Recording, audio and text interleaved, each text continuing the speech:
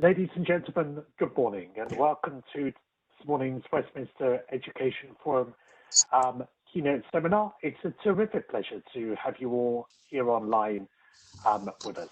First of all, just by way of introduction, my name is Sean Cutmore and I'm the Deputy Editor of the Forum. Can I first of all thank our event sponsors for this morning, Surplus, who are very kindly supporting us for this seminar. And can I also thank OCR for their continued support of the Forum as Westminster Education Forum's co-sponsor.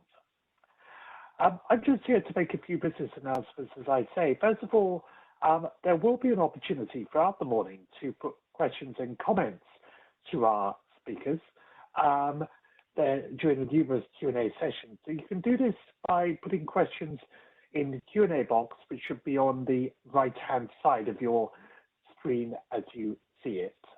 Please do feel free to line up those questions and put the questions to the speakers so that we have plenty lined up when we reach those Q&A sessions.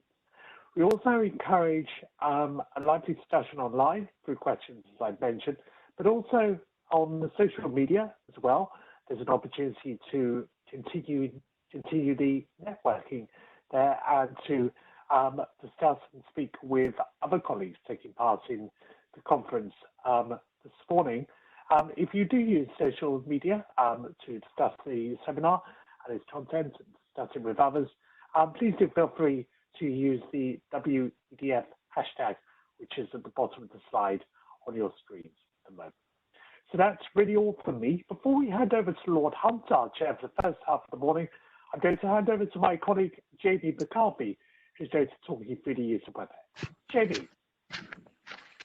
Thanks, Sean. So firstly, to view the list of participants who are taking part today, click on the Participants button in the bottom right corner of your screen. This then brings up the list of panelists and attendees on the right-hand side of your screen. If you'd like to contact other participants during the conference, please use the chat box. So to open up the chat box, click the chat button in the bottom right corner of your screen next to the Participants button, which I mentioned. You can then select who to send your message to from the drop-down menu, type your message into the box and hit Enter to send. As Sean mentioned, throughout the morning there will be opportunities for Q&A, so if you do think of any questions, please use the Q&A box. Just like to reiterate the difference between the chat box and the Q&A box. The chat box is more for informal networking. If you wanted to share any links to reports or any contact details, anything like that, you can use the chat box. And the Q&A box is specifically for your questions for the panelists for the Q&A sessions. The Q&A box can be found by clicking the Q&A bar on the right-hand side of your screen, and to submit a question, type it into the Q&A box and click Send and send to all panelists. If you have any audio issues throughout the morning, there's also the option to dial in using your mobile phone. At the bottom of the screen, you have a button with 3 dots on it. This then opens up a menu where you can then select Switch Audio, and then in the next box, you can type your phone number into there. And what it does, it switches your audio from your laptop and puts it through your phone instead. And finally, continuing the conversation, we've included the Twitter handles of everyone who's agreed in your delegate pack, so you can network online with other participants. Again, as Sean mentioned, you have PowerPoint hashtags featured at the bottom of the PowerPoint slides there. So at the bottom of the screen, you can see today's hashtag is hashtag WEDF events, hashtag WEDF events, and you can use this on social media platforms such as Twitter, Facebook, LinkedIn, and Instagram. All of our events are recorded, and the recording will be sent around post-event along with the PowerPoint presentation subject to speaker permission. And finally, if you have any issues at all, please don't hesitate to contact me. You can select host in the chat box and send me a direct message, or alternatively, you can call one of the tech support numbers which have been given in your email invitation. So without further ado, I'll hand over to our first chair of the morning, Lord Hunt. Over to you. Good morning, everyone. Thank you very much indeed for joining us this morning. It doesn't need me to say that the last 12 months have been a time as extraordinary as most of us have experienced in our lifetime. For children and their parents, it's been particularly challenging and potentially very far-reaching. Last year's exam cancellation, algorithm rejection, and eventual teacher assessment is an experience that doesn't really bear repeating. And this year's move to teacher assessment, whilst entirely rational, brings with it, of course, a number of challenges, not least the integrity of the system, the impact on young people, and the value of their qualifications, the risk of inconsistency amongst colleges and schools and teachers due to unclear guidance, grade inflation, which could undermine credibility of young people's work, and the knock-on impact on employers, further education and higher education institutes. Well, there are clearly no easy answers, but I hope today's conference will actually allow our distinguished speakers to tease out some of the big challenges and how we're actually going to deal with them. And I hope very much that you will enjoy this and also be able to take part through questions and comments. So without further ado, I'm going to hand over to Jill Duffy from OCR, who is going to give the keynote address. Jill. And good morning, everyone, and a sincere thanks for the opportunity today to deliver the keynote at this Westminster Education Forum. As you may know, OCR are sponsors of this forum, and I'm particularly grateful to speak to you today. As Lord Hunt says, we all know we're living in very challenging times. The norms and routines that we've taken for granted for so many years have changed suddenly, and we find ourselves having to adapt with speed and agility. And although we all hope we can see an end to this latest long lockdown, exams are going to be cancelled for a second successive year. I understand how difficult this has made life for students, their parents and carers, and their teachers. I know that many self-isolate, and students have missed different amounts of teaching and learning time up and down the country. Access to schools and colleges and to remote learning has been uneven, with many of the most disadvantaged bearing the greatest burden. Teachers and school and college leaders have had to work in exceptional circumstances, teaching students both in school or college and at home.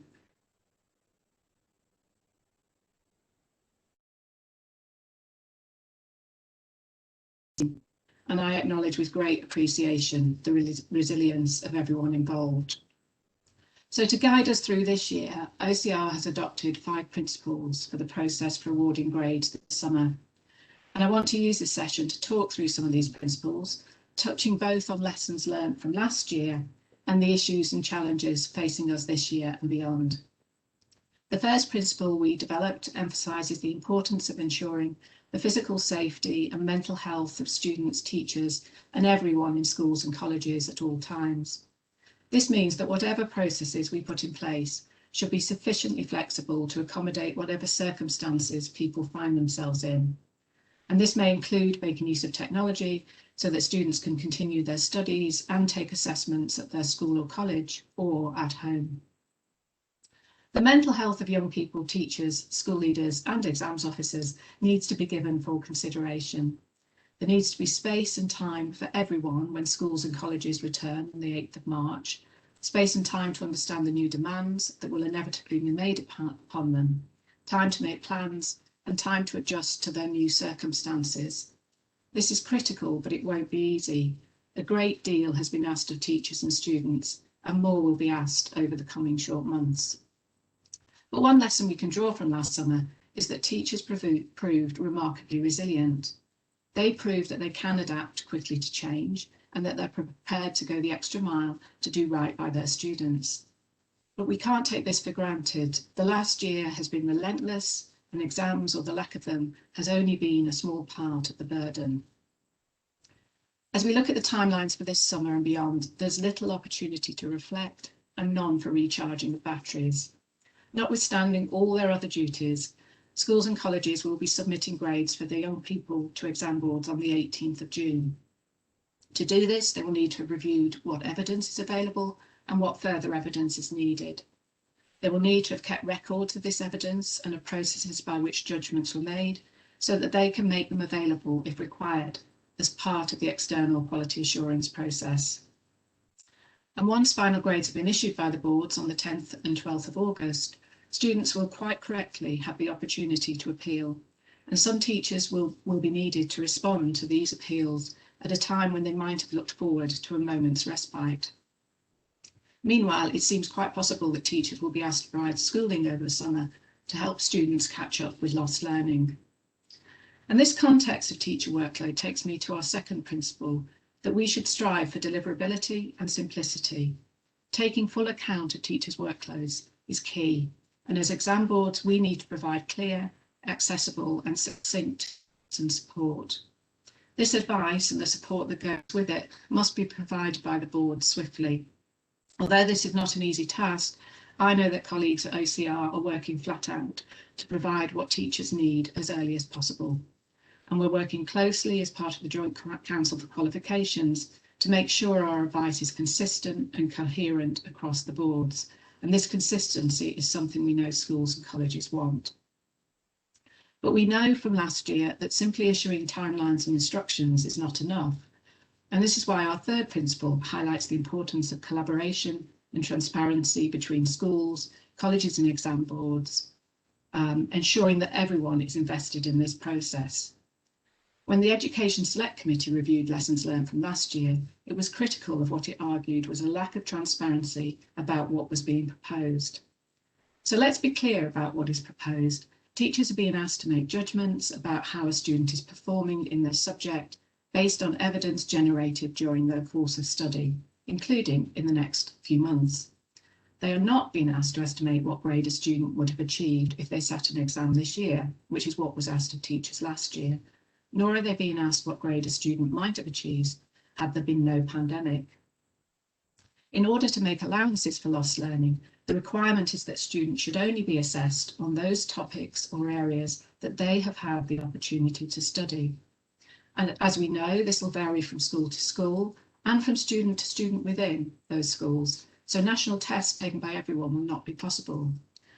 Exam boards will provide sets of questions which teachers can use if they wish, and they'll be free to use these questions to compile assessments or tests that will reflect only those areas that their students have had opportunity to learn. I think this approach has great merit. Students are being assessed on their performance, and this is being evidenced to justify decisions made. And it should provide a clear audit trail which can be used in the event of an appeal. But I can see why it might be seen as unfair that some students who through no fault of their own have missed out on a great deal of their schooling and therefore will simply not have developed the level of skills and breadth of knowledge that they would have done in a COVID-free year. People may feel intuitively that this is unfair, and we need to have a public discussion about this now, not after results have been issued. There is a risk that the most disadvantaged will lose out the most as a result of this approach, and we need to consider very carefully what that might mean this summer. Worryingly, the Social Mobility Commission has anticipated in a recent report that the proposed approach will mean that the destinations gap between the disadvantaged students most impacted by COVID-19 and their peers will yawn wider than ever. I recognise that there is no easy solution to this issue, but I strongly believe that since many stakeholders will feel it intuitively unfair, that we need a public debate about this now. Without this, some of the severe difficulties faced last year might be repeated. And the need for transparency is inextricably linked to another principle, that assessment should be as fair as possible. This means making sure that we adopt approaches for vocational qualifications that are as consistent as possible with those applied to general qualifications. It means ensuring access to assessments for all learners, including those with protected characteristics, and of course, private candidates. Above all students must be given a full understanding of the assessment process and where they fit into this. They need agency in that process, and this means having a full understanding of where they are now and what they need to do next. They need to have a feel for the grade they are currently likely to achieve and what they can do to improve their grade over the few precious months of schooling left to them. This is important if they're to be motivated and because it puts the emphasis on continuing to study and learn more. A process of merely gathering evidence of things already learned would have the opposite effect. In recent press coverage, OCR has been portrayed as promoting the view that final grades should be made known to students before these are sent to the exam boards. In reality, our argument is more nuanced than that. Without some sort of orientation as to where they are and what they should be aiming for, not only will students become stressed and demotivated, the final grade they receive could come as a surprise. A big reveal of that nature could lead to unnecessary appeals and could damage trust between teachers and their students. Our final principle is about progression. We want all students to be able to progress to the place they aspire to. Further education colleges, sixth form colleges and universities know that the cohorts they recruit following this summer's results will have gaps in their learning. They expect them to require additional support and catch-up sessions to fill some of these gaps, We want to be sure that they're able to thrive as they undertake the next stage of their learning. It seems to me sensible that students should make that transition, knowing what they've missed and what they need to do to catch up. The dialogue that teachers have now with their students will help them to understand and articulate the areas of lost learning that they'll need to prioritise. And it is imperative that we are entirely honest that there may be some young people, albeit a small number, who have lost so much learning that it will be difficult to award them a grade at all. This may seem harsh, but it would be very wrong to place someone on a course for which they're ill prepared, where they'll struggle to keep up with their peers, and which they may not complete. We will need to provide whatever it takes to give these young people, who will be in the minority, the chance to catch up. This could be through summer schools, or it could be that such students, if they wish, should have the opportunity to retake a full year of study. Finally, I'd like to say a few short words about the future of assessment and the curriculum. We know that post-COVID-19, we need a national debate about the future of education. The pandemic has made us question much and may well prove the catalyst for speeding up change. Technology surely has a major further role to play in education, and I'm sure that the debate about technology will come to further prominence, particularly for teaching and learning, but also for assessment. Although we're now in a more positive position with mass vaccinations arresting the rate of infection and saving a great many lives, we also know that we're only just at the beginning of the fallout of this disease. These fallouts can damage, if we're not careful, well-laid foundations, and this is our worry for education in England, the UK, and the wider world. Little of our current education and assessment system has escaped attention. Some commentators with long-held concerns have taken the opportunity to reaffirm their views. Others have been perhaps more opportunistic, shouting loudest at a time when answers to important questions are being sought. Students, their parents and teachers are being regularly presented with ideas about what should change in education, whilst also having to navigate a great many daily challenges at the front line of our educational response to this pandemic. There are those that think the national curriculum should go, or that textbooks are a thing of the past. However, secure, well-grounded evidence says otherwise. Then there are calls to scrap GCSEs and questions about the future of A-levels, but both have been an extraordinary national success. They have longevity and have value because they've evolved and adapted to the changing educational and social needs over the past 50 years. There are no reasons to think that they cannot evolve again, driven by the very best evidence about quality. But again, I believe the time for a debate is becoming due. Notwithstanding the step change in the use of technology that we've seen, and there'll be more discussed about this during this forum, there are social and economic changes which we need to consider in relation to our curriculum and our assessments. I would point to several areas we should give consideration to. The first is the mental health of our young people. We need a system that acknowledges the fragility of the well-being of so many of our young people, not least because of the impact of COVID, and so we need to ensure that future approaches are as supportive as possible. We also need to recognise the growing social debate about diversity. Our curriculum and our exams have to be relevant and accessible, and they need to tell everyone's story and acknowledge the breadth of experiences and cultures that exist in our society. We also need to recognise that the economy of the future will never be quite the same again, and that young people need access to vocational and practical learning that will equip them with the skills, creativity and resilience that they need. And finally, we have to recognise that our young people have inherited a planet facing the climate crisis. Young people are demanding a curriculum that will provide them with the full range of skills that will be required to tackle the coming challenges, and we must serve them well. Before I finish, I'd just like to share with you a couple of accounts from head teachers provided to OCR, which set out some of the difficulties they and their learners have been facing. The first is from a head teacher in the North East, written at the height of the tiered lockdowns. My staff and I are dealing with a large number of students who are unable to focus properly on their education. Several have parents who've lost their jobs or who are unwell. Some have witnessed domestic tensions at home for the first time. Some have been faced with bereavements of family or peers. Most are worried for their future in a way I've not seen before. And another head teacher wrote the following: "My staff are stretched, exhausted. Some are vulnerable and worried. 2 are ill, and too many others are self-isolating. We lost 51 hours of direct specialist teaching today, and I have 40% of my staff team who cannot come into the building. But most of all, they're concerned for our students and their well-being. And I think this brings it home to us how important it is we get it right this summer for our teachers and most of all for our young people. So thank you for taking the time to listen.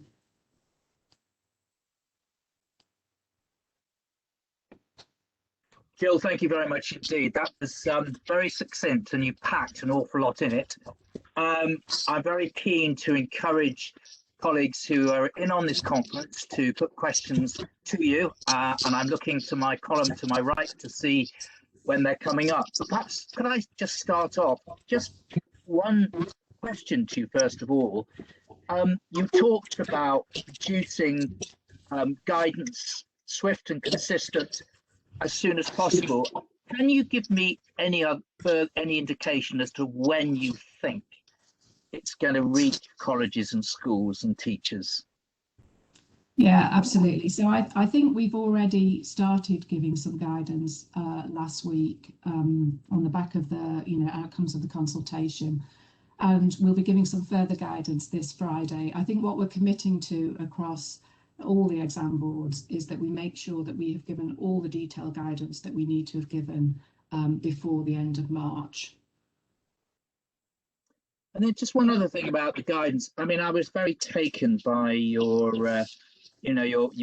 second principle, which was, I think, deliverability and simplicity, which I think anyone who knows teachers on the front line would be very welcome. But of course, with, in a sense, simplicity, I suppose there is a risk of a very rough and ready approach, which may be inevitable, but there is a tension there, isn't there?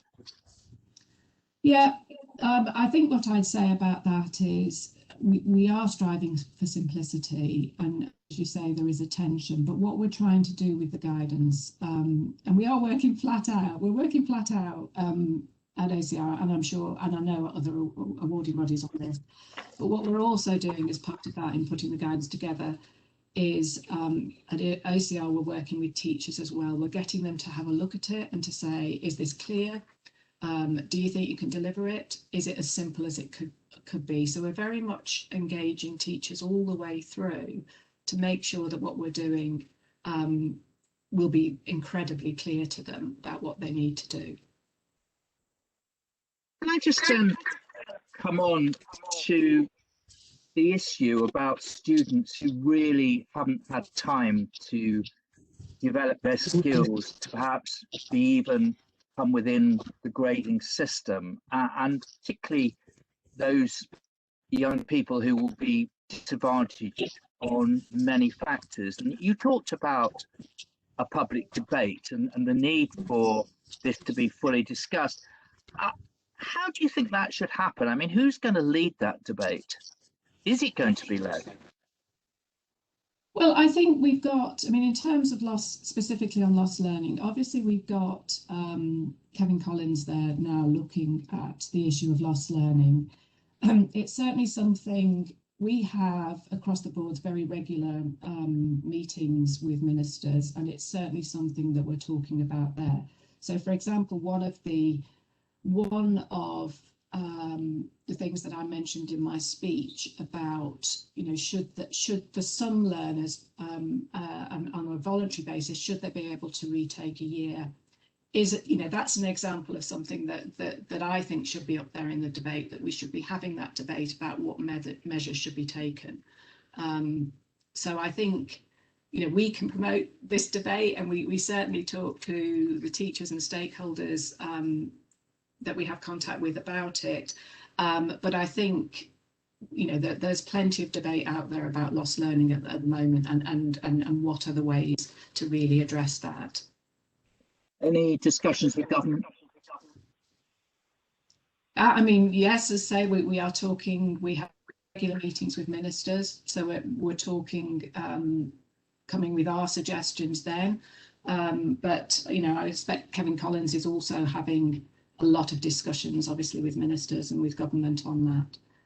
Yeah, I'm conscious that probably need more parliamentary debate as well, because inevitably that's where it ends up. And I'm not sure we have actually focused enough on this. Can I then just turn to the issue of... Sorry to interrupt, Sultan. There are 2 questions in the box. Would you like me to read them out? Yes, please. They've obviously not reached my box. Thank you. Sorry. Samantha Booth, good morning. Jill says she would like a public debate on the assessment plan, but specifically on what? Is it about how the approach this year could impact disadvantaged children? That would be good to understand a little bit more on that. Thank you. Yeah, I mean, I think there are a couple of things. We've just been talking now about, yes, I think there does need to be more of a public debate on areas of lost learning, and you know, particularly because we know lost learning has hit students in different ways, and it's hit hardest the most disadvantaged students. And you know, we see that there could be potentially a widening attainment gap. So I think that's definitely something that we need to have a public debate about. I think we also need to have transparency this year about what is actually happening, and I think you know, that's one of the lessons that we learned from last year. So this year, as I'm saying, we need to be transparent. We need it to be very clear about what the process will be, what maybe some of the limitations of that process will be, because you know, I think we need to be very clear that there is no perfect solution this year, just as there wasn't last year. And let's be upfront about that. And you know, what we've tried to come up with is the best possible solution that we can, given the circumstances we have. But I think there probably needs to be clarity about some of the limitations of the process. And I think, you know, in terms of that, I mean, we will do what we can in terms of external quality assurance to make sure that the system is as fair as possible. But that consistency and how we ensure consistency across schools and colleges will not be, you know, it will not be perfect. It will be as fair as we can make it. So I think there are areas like that I think it would be good to have transparency about and an understanding of before we hit results days in August. Thank you, Jill. There are 2 more questions, Chair, from Kenyu Dyke Adua.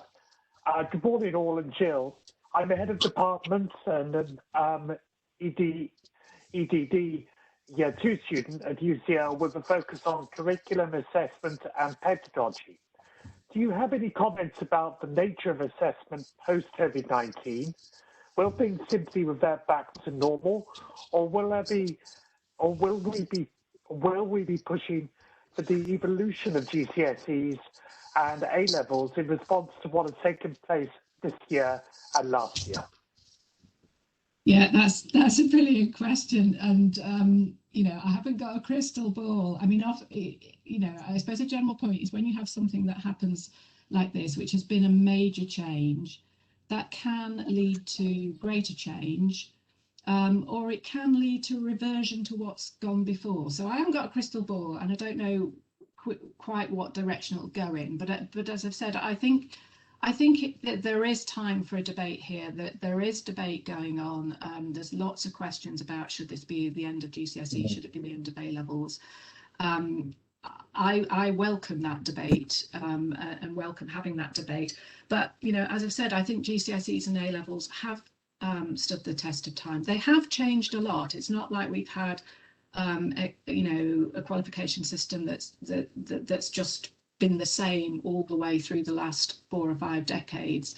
So I've got confidence that they can absolutely adapt, and I think now is the right time to be having the debate about what the future of assessment should be, prompted by the changes that we've seen from COVID and how that's changed, you know, fundamentally teaching and learning.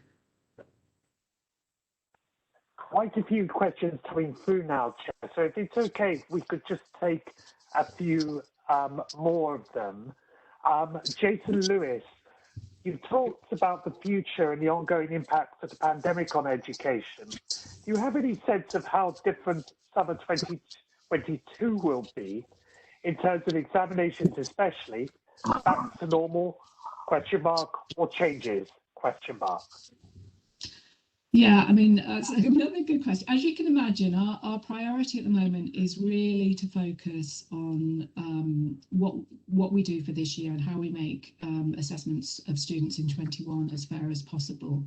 At the same time, we are starting to think about 22, but I think at this stage, that's at very early stages. So certainly, you know, I've been focusing very much, as you can imagine, on what we can do to make 21 run smoothly and be as fair as possible. But you're absolutely right. We very quickly now need to turn to what does this mean for 22? Because, you know, students who will be taking their exams in 22 have also lost a lot of learning, and we need to work out how we address that. Thank you. Can I come in? Thanks, Jamie. The questions have caught up with me. We've had about 3 or 4, Jill, talking about grade inflation. That is clearly important in terms of consistency across learning environments, but also, of course, in terms of the credibility of the whole system. Could you say something about grade inflation and also about external Q&A, which you mentioned earlier? Thanks. Yeah. I mean, in terms of so looking at grade inflation, we have. I mean, looking at this year, we don't know what will happen this year. We don't know what will happen with the grades. What we do know is that we are putting in, as I say, that there'll be a lot of internal quality assurance that schools and colleges will do themselves, and we'll provide quite thorough guidance on that. And then we will be, as boards, carrying out external quality assurance, which will include looking at the policies that schools and colleges have in place, but we'll also be carrying out random checks and risk-based checks on schools and colleges to look at what they're doing with their grades, and to look at those grades or the pattern of grades within schools will be reasonable. But I think, you know, as I think Simon Lever said in his response to Gavin Williamson's letter, this year isn't going to look like a normal year. We don't know how it will play out, and we don't know what we'll see, if we will see grade inflation. I think, you know, when I talk to a lot of people and a lot of stakeholders, some people are expecting grade deflation, other people are expecting grade inflation. So I think, you know, we'll need to see what happens about that. But there are definitely levers in place in terms of the quality assurance, both internally and externally, that we didn't have, if you like, last year. We've got other levers in place this year than we had last year. In terms, and I think that I probably covered actually a second part of the question, which was about the external assessment. We're still working through the details of that at the moment, how that will work across the boards. But as I say, it will be looking at, if you like, the policies that schools and colleges have in place around coming up with these grades. And then there will be checks, both random and risk-based checks, to look at the pattern of grades within schools and colleges and whether they look reasonable. Bill, thank you very much indeed. And thanks to everyone who put in the questions, which have finally caught up with me. It's probably time to move on to the next session, but I think you have given us a very good start indeed. And I think that it's obviously fruit for discussion, but the 5 principles you set out and the guidance that is coming in addition to that which you've already issued is clearly a very helpful start. Jill, thank you very much indeed. Thank you.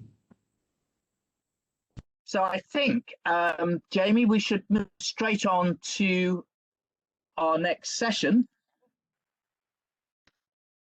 Would it be possible just to take a very short break? I think we need to take a short break. Yeah, a couple of minutes break, and then we'll be back with you. Thank you.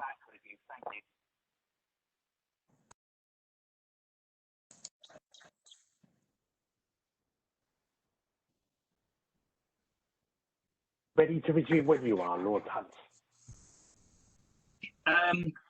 After the first session, we're going to move into a very interesting discussion with colleagues looking at the impact on our exam system and some of the practical issues that are going to be faced in the next few months. And great pleasure to start with to introduce Professor Sandra Mcnally. She's going to be followed by other colleagues, and then we'll have time for questions and discussion at the end. Over to you, Professor Mcnally. Thank you very much for being here today. Well, the first thing to say is that, as reflected well in Jill's keynote talk, that the impact of COVID-19 on students can't be underestimated. It has affected all students, but especially those who come from disadvantaged backgrounds, as has been well documented in several reports. Many of these students have had no access to technology, no resources from home for the entire time since the pandemic. There's an estimate of 25% that got no schooling at all during the first lockdown. The learning loss has been tragic, and we need investment in policies to try to remedy this for years to come. As Kevin Collins himself said, the government has made a start, but it's nowhere near enough to address the scale of the issues. I think it's a good idea to try to keep the issues about learning loss and assessment as distinct, because rather than try and somehow deal with learning loss through the assessment process, which wouldn't really be appropriate or possible. So the first thing is moving on to exams. In the present circumstances, we could never have had a normal exam year. I think, like many others, my preference would have been for easier and flexible exams this year, or at the very least, teacher assessment with a robust system of guidelines and external moderation known from the beginning of this school year. But we are where we are. But we are today thinking about exams, and not only this year but in the future, and it might be worth reflecting on, why do we normally have exams at all? Why don't we do teacher assessment all the time? Well, we need them for standardization. Otherwise, it's very difficult to get consistent standards applied across schools with very different intakes. And also, and relatedly, we need them for fairness. I'm sure we all try to be professional, but anyone who's taken a course in unconscious bias will know how easy it is to fall into the trap of stereotyping. So having exams that are set and marked anonymously gives everyone assurance that these all too human tendencies are not affecting student grades. The exam grade should be how well a person answered the question, did the assessments, and not about their own attributes or their personal circumstances.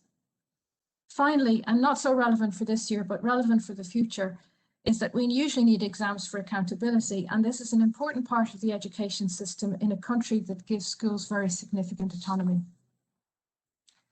So moving on to the short-term impacts of the new arrangements. Like many, I worry about the implications for standardization between schools and fairness. It will be hard to know if grades have been consistently applied across schools. Also, I suspect that teachers will try very hard to give students the benefit of the doubt and give them good grades where they can. And you might ask, well, what's wrong with that?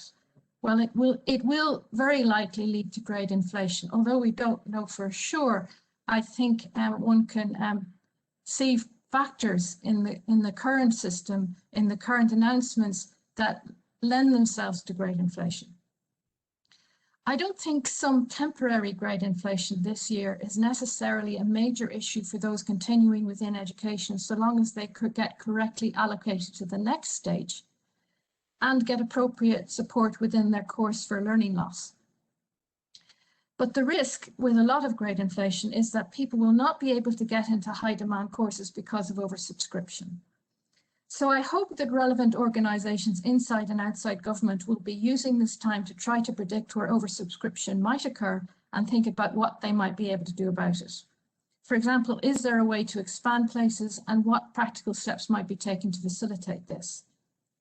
And what about people who miss out, who just can't get onto the places that they want to get onto, which is issues, of course, every year with people marginally missing out on places. And the difficulty we have in the system as it is that sometimes people don't make successful transitions from level 2 to level 3 courses in colleges, even though they should.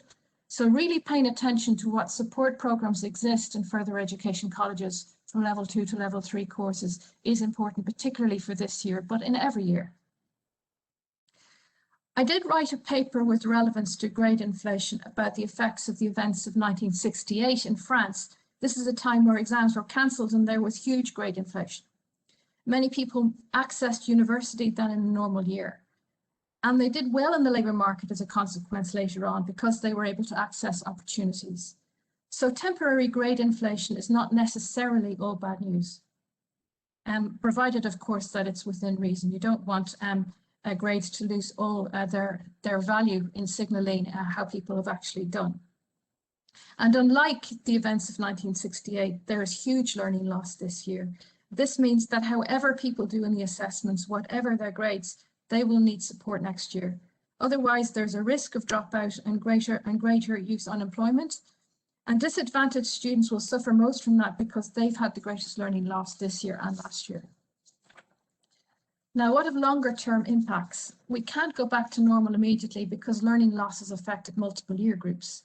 Even with the vaccine, there might still be local outbreaks, especially over winter months. So we need to be already thinking about 2022. It would be great if teachers and students know arrangements from the beginning of the next school year, rather than have to wait till just a few months before the assessment actually happens. There are strong arguments in favour of having exams, but the pandemic does give us opportunity to reevaluate what we do for the longer term. For example, is there potential to make coursework a bigger part of the assessment process, which also includes a traditional exam? Perhaps technology can help us there because plagiarism can now be more easily detected. I don't have the answers to that question, but I think that's one of the issues that we should be debating. And I'll leave it there. Thank you very much, Professor Mcnally. And now I'm going to ask Dale Bassett to speak. Dale. Thanks very much, and good morning, everyone. So I'm just going to talk briefly and pick up on a couple of themes that have already been touched on this morning about the challenges that teachers are facing and about what that means in terms of the support that's going to be so important this summer. And obviously, as we've heard this morning, and as we all know, there are huge challenges that have been faced by teachers and students throughout the pandemic. And qualification grading, both last summer and this summer, is one of those that teachers are having to grapple with.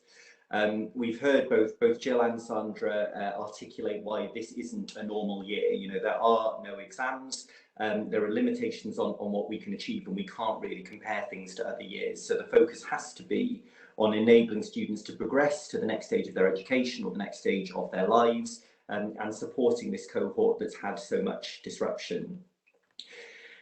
I think in the circumstances, teachers did a brilliant job last summer, and they will do again this summer, of coming up with their best and fairest estimates of the grades that students should receive, supported by the evidence. But this is a difficult thing to do. By definition, it's impossible to have completely objective and consistent grading without completely objective and consistent assessment in the form of exams, as Sandra was just talking about.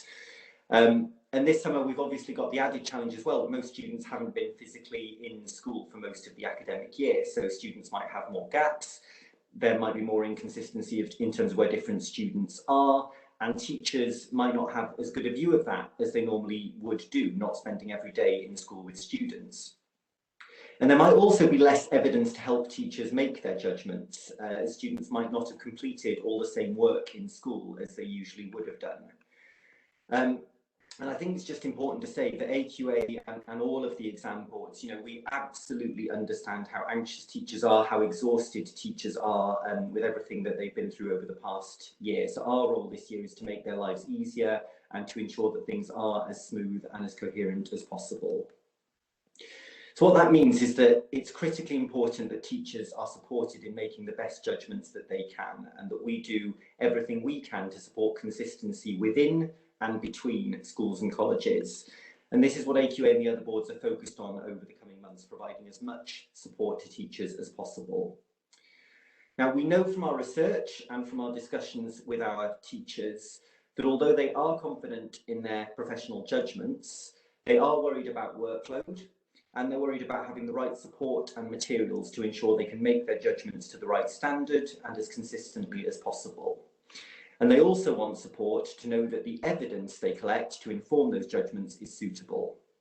So all of the exam boards are working together and with Ofqual to make sure that support is in place, as we've heard. And there will be materials to help with assessment, guidance on how to assemble and judge the evidence, training and support on how to reach a grade, and advice on how to standardise judgments between teachers. The aim of that being to make it as easy as possible for teachers to exercise their professional judgment this summer so that they and their students can be confident in the grades that they submit. And there's two particular elements of this support that I want to touch on in a little bit more detail that have already been mentioned this morning. So the first is that we'll be providing packs of questions grouped by topic or theme or whatever is appropriate to the subject that teachers can use if they wish as one element of evidence to support their judgment. Now, these aren't compulsory, and where they are used, they should be used alongside other evidence as well. But the advantage is that they will provide some consistency across different schools, a sort of common reference point, if you like. And there will also be a strong support package around these to make them easy for teachers to use. So there'll be mark schemes, there'll be annotated example responses, performance data for questions to help teachers mark them as accurately as possible. And from a workload perspective, hopefully using these sort of off-the-shelf question packs should also help, as teachers won't have to create their own assessments, although obviously they're free to do so if they want to. And then finally, I just want to touch again on this sort of element of external quality assurance that Jill was talking about earlier, where exam boards will engage with a sample of schools and colleges to look in more detail at the processes they followed and the evidence they've used. And some of these centres will be selected at random, others will be selected if either last year or this year they had a profile of grades that look very out of line with their previous results. Now, I think for the schools involved, the advantage of this is to give those schools confidence that they followed the process as well as they can and consistently with national standards. But actually, it should also provide reassurance to all schools and to other stakeholders, universities and employers.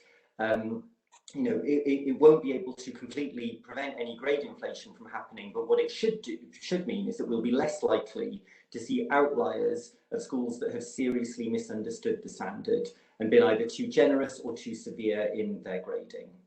So with all of this support, we are confident that teachers will be able to do a great job again this summer and make sure, crucially, that students have those fair grades to help them to progress. Thank you.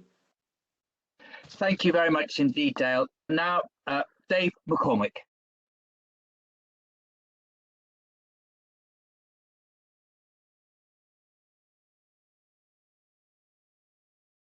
Thank you very much, Lord Hunt. I would like to approach this from an individual school's perspective, and we are an 11 to 19 school in the southwest of England, and I thought it might be useful to start with a little about our context in terms of who we are as a school and therefore the position that we take on matters like exams. So we're an 11 to 19 rural school in Somerset, fairly average size, 1,300, probably slightly on the larger side. 26% of our students are in receipt of pupil premium funding, and we are part of a small multi-academy trust, which allows us to do some of the quality assurance work very, very easily in terms of moderation and standardization with other schools. And that's something that we did do quite a lot of last year in the lead up to awarding grades last summer. In terms of areas for improvement, I would like to touch upon two key themes. I think that in order for us to risk assess the plans that are in place or are being put in place to award grades this summer, it would have been helpful to have more effective consultation with schools. And we saw that really fall down last year, where that effective consultation wasn't there. And therefore, the issue, such as the dreaded algorithm, managed to arise. And I think that consultation, I'm really heartened to hear from both Jill and from Dale the approach that exam boards are taking in terms of working with schools and consulting with schools in order to involve them in decision-making processes. I think that's really, really heartening. And because we've got to remember that at the heart of all of this are children and families and futures, and we must never forget that. And we see that on the ground on a daily basis in schools, and colleagues, such as Dale and Jill will be seeing that through their consultation. So that's really, really important. I think it is also important to highlight that the perception from secondary school colleagues in particular about this year's consultation seems to be much more positive than last year's. So I think that is a useful piece of feedback for those people who are conducting that consultation. I think a huge area for improvement in terms of the perception of the DFE and the effectiveness of the link between the DFE and individual schools is the efficacy of communication from the department through into the sector. I think a move to speaking more openly with the sector about proposed plans of action around exams, but around other things too, would be well received. And particularly how those plans can be implemented properly and in a timely fashion. And again, I think there have been some moves in the right direction there, because we've seen that, for example, with wider reopening of schools, there has been a window of time between communication and then proposed implementation of those plans. And that is a step in the right direction, I think. However, there's no getting away from the fact that there is a widespread loss of trust in the DFE's decision making around things like exams and around other matters concerning operation of schools. This will have to be repaired if we're to successfully move forward together, because there is a real disconnect at the moment between elements of the sector and the central leadership of education in the country. I think making clear the rationale for any chosen strategy around exams clear to the sector, crystal clear to the sector, and making sure that that rationale is really sound will help to regain some of that confidence. And the government has an opportunity now to do that through the next sort of guidance that will come out involving colleagues from Ofqual and from exam boards. I think there also needs to be really careful consideration of when and how communications will be made, with enough time for that implementation, because the timeline for assessment, moderation and entry of grades is already very tight this year, and there needs to be great consideration given to when that guidance is going to be released. And I'm again heartened to hear that we'll have some more clarity on Friday, and then the rest of the guidance by the end of the month. That will be helpful. And again, we'll allow colleagues, schools, colleges, DFE, Ofqual exam boards, parents to be on the same page. And I think that is really important in terms of working together. As we look to prepare to award qualifications this year, I thought it might be useful to centre in on some critical matters on which clarity would be extremely helpful to individual schools. And the first matter, I think, is clarity on how to react to the recent consultation document and the findings of the consultation. So specific next steps and detail on timescales, as I've just mentioned. Guidance on managing expectations of students and parents, both at individual school and sector or national level, will be critical, because there's potential for teachers to come under quite considerable pressure around grade allocation. And that centralisation of that guidance is so important, because what we've seen throughout the pandemic is that there's been a great deal of really exceptional leadership arising from within the sector. But that has given rise to great inconsistency, as Dale was alluding to.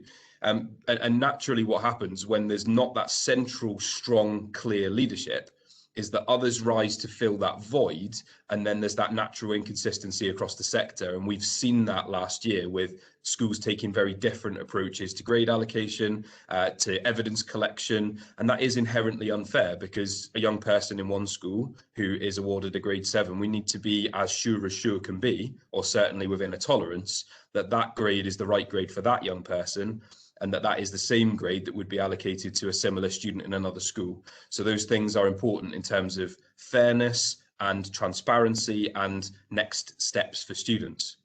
And some key questions, I think, are around: when will year 11 and 13 students be allowed to leave, having completed their courses? That's really important, because exam grades and allocating those is essential, but so are the rites of passage in schools, like celebrations, proms, leavers, applications for next steps, and those kind of things. Those are just as important to young people. And a question about what guidance will schools receive in order to manage those expectations. And finally, I think there are issues that we need to be upfront and honest about in terms of addressing potential grade inflation and possible malpractice, because I would like to know what the specifics around required quality assurance and moderation of grades are. I think I'd like to ask the question of whether there is a place for running the usual Progress 8 calculation and then specifically targeting more in-depth quality assurance where there's significant variation from 2019 outcomes. But that would need to be coupled with an understanding that some schools are on an improvement journey and that naturally their grades would have improved over that period of time. So there needs to be that sensitivity and robustness about the process. And finally, I look forward to hearing about a robust strategy around the fabrication of evidence by students and/or parents, because that will be required with that guidance to make sure that any of that kind of malpractice can be rooted out. So, like Sean referred to at the beginning, I wanted to just finish by saying that I think a useful forum for discussing these matters is on social media, and that hashtag of WEdF events will be really useful following this conference, just to continue that dialogue over the coming weeks and months. Thank you. Thank you very much. And then our final speaker, Amy Smith. Amy. Good morning, everybody. My name's Amy. I'm Associate Director of Admissions at Nottingham Trent University, and I wanted to just bring a admissions and university perspective to this debate. So just starting with a little bit about NTU, for those that don't know, we have been one of the largest undergraduate recruiters for the last 3 years. And we're one of the largest universities in the UK offering degree programs at all levels, including apprenticeships and professional qualifications on 5 campuses, including a new site at Mansfield. So we are a big player in the higher education sector. Now, I wanted to talk briefly about what we learned from 2020 from an admissions perspective and how some of that is going to be translated into 2021. Obviously, 2020 was not without its own challenges, both those that we were prepared for and those that were unexpected for us as well. And as an institution, we'd already committed to some quite big changes in our approach to offer making, for example, for 2020, where we increased the requirements for unconditional offers and also reduced the number of offers that were made of this kind. We also introduced a contextual admissions pilot scheme, and the learnings that we got from that contextual admissions scheme have actually really helped us not only for 2020 but also for planning for 2021, and having to look at applicants in their own individual circumstances is becoming ever more important. Now, being one of the largest universities in the UK does mean that we see a massive variety of both qualifications at level 3 and also qualification profiles. So we get a lot of mixed profiles of A levels and BTECs, as well as the standard 3 A levels or just BTEC profiles. And again, it's this flexibility and experience that I think helped us when we were presented with a vast array of grades and also evidence for awarding as part of the admissions process. Now, we as part of 2020, obviously we couldn't control how it played out, and we had to respond really quickly and flexibly to make sure we were making the best decisions for our prospective students. And this started back in March, so about a year ago, where we had the OFS moratorium on offer making, and that was the start for us of a really extensive communication and engagement strategy, both with our applicants, but also with their influencers, so parents, teachers, advisors, and everybody who is involved in the admission of students to higher education, making sure that as soon as we knew something, our applicants and offer holders and their parents did too. It's really interesting that Dave actually mentioned a few times parents, and I think the last 2 years, certainly for us, we've noticed parental involvement has increased massively, and not just in terms of wanting to know what's going on, but also them trying to influence decision making and also trying to really influence what their children are doing. So it's become a real massive issue for us both last year and continuing into this year. So when the changes to exams and grading were announced, we made it our commitment to ensure that our applicants would not be disadvantaged. And this started with an initial decision to accept either the centre assessed grades or predicted grades where students had already applied to us, ensuring that again we could holistically assess every applicant in the context of the pandemic and their individual circumstances. So we had a really robust mitigating circumstances policy to ensure that we were taking those individual circumstances into account. And that involved members of my team calling individual applicants affected to advise them and help them get their applications back to us if a decision had been made based on their centre or teacher assessed grades that meant that their application had moved away from NTU and they wanted to come back. All of these things that we put in place for 2020 have helped us get ready for 2021. So obviously it's a slightly different set of challenges from a qualifications and offer making perspective, but what we learned will definitely be helping us. So the transition into a virtual environment, we have adapted quite significantly to that. So not only for teaching for our own current students, but we're delivering high quality virtual events for prospective students so that we can respond quickly and students can access our content on demand, whether they're in a classroom in the next few weeks or whether they're at home. I've had to teach myself how to use social media for something other than posting photos of my dinner, which I never thought in a million years I'd have to do in order to make sure that we were reaching as many students as we possibly could. And again, sharing the information that we knew as soon as we knew it so that our students and their parents and influencers could be confident that we were making decisions whilst being fully informed. We have made offers to students based on the qualifications that they're going to be awarded this summer, but we've still got the flexibility and autonomy to look again at those students that may not have been awarded what they're expecting, even through the teacher assessed method of qualification awarding.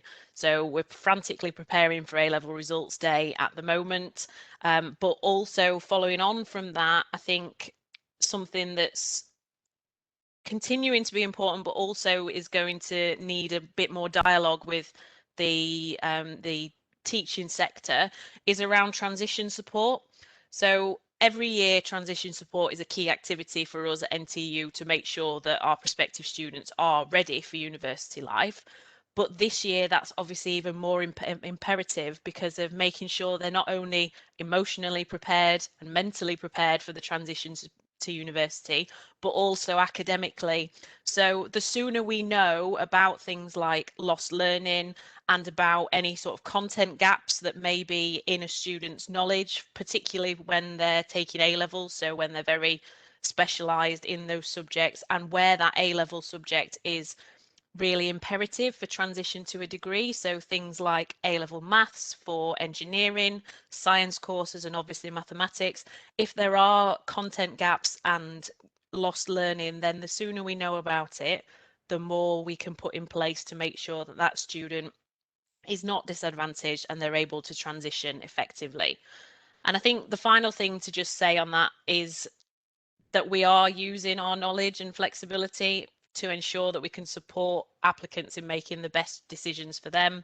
If we don't know, we'll say so, and that's quite an uncomfortable position for me. I've never really been in the position where I've been asked questions by applicants and I've had to say, I don't know. So we only obviously just found out when A-level results were going to be awarded, and we are reacting very quickly to these changes. So we're just constantly looking forward to make sure that none of our students and applicants are left behind as a result of the pandemic and the way that qualifications are awarded. Thank you. Thank you very much, Amy, and to my colleagues on the panel. I'm getting a few Q&As in, which is great. Can I just say, Sean, that we had an earlier question from Andrew Harlan, which I would like to put to the panel later on, but I've lost the actual detail of Andrew's question. If you could somehow get it up for me or read it out when I come to it. But I've still, there are some specifics. First of all, I think aimed at Dale about the exam process. And if I can give you all three, Dale, to start with, then perhaps bring other colleagues in. The first one is from Kineo Dag Obdua, who asked, will AQA and other exam boards share any guidance on the type of grade boundaries that teachers should be using while providing centre assessed grades? Would you like to just have a go at that first, Dale? Sure, yeah, so because there aren't going to be standardised assessments that are consistent across all schools this summer, the sort of concept of grade boundaries is a bit meaningless, really. But what we will be doing is providing the support that we can to help teachers reach an informed and sort of consistent judgment about that grade. So, for example, for the question packs that I mentioned, where possible, those will come with performance data, where they've come from previous series, so that you can see how different students usually performed against different questions. Obviously, lots of schools will, I'm sure, be using past papers, which do have grade boundaries as part of their sort of basket of evidence. There'll be other things that we're putting in place as part of this support pack, like an enhanced range of grade descriptors to provide some slightly more descriptive indications of sort of what levels of performance we'd expect to see at different grades. So, as it's a holistic judgment from a range of evidence, you can't apply a grade boundary to it, but we will be making sure that there's as much support as possible in place for teachers to reach those judgments. Okay, perhaps picking up, I mean, Dave talked about malpractice. Can I pick up two other questions here? First, from Russell Collins, how is it possible to prevent packs of questions to be leaked into the public domain, meaning pupils can effectively cheat by having seen questions before? And will boards be able to moderate teacher grades if there's evidence the school has not followed the correct guidance and processes? I'll come to you, Dale, then ask other colleagues to perhaps comment, because this really does concern the integrity of the system. Dale.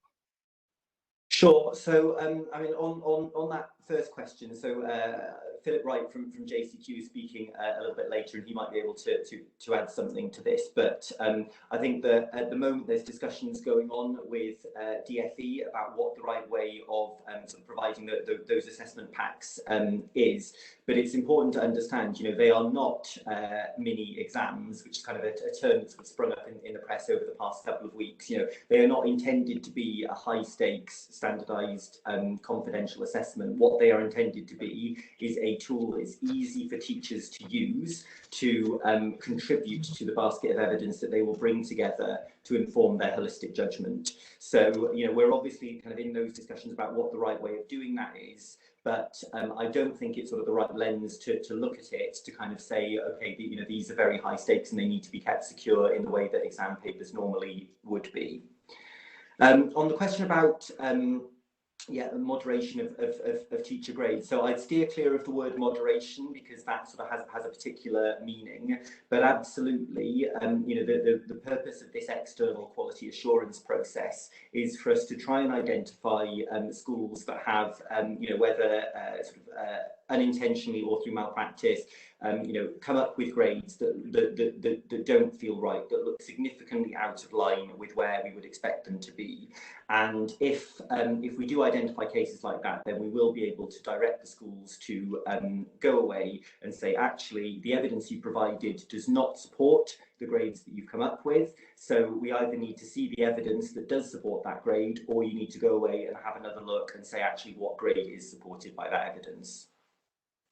Okay, thank you, Dave. I mean, how does that look to you? I think it sounds pretty reasonable. I think that the concern that most school leaders and teachers will have is that they want to get it right for their students. And so what they need is just some clarity in terms of guidance on, if we're not going to be given sort of specific guidance on what grade boundaries will look like, then criteria and descriptors for bands of grades would be really, really useful.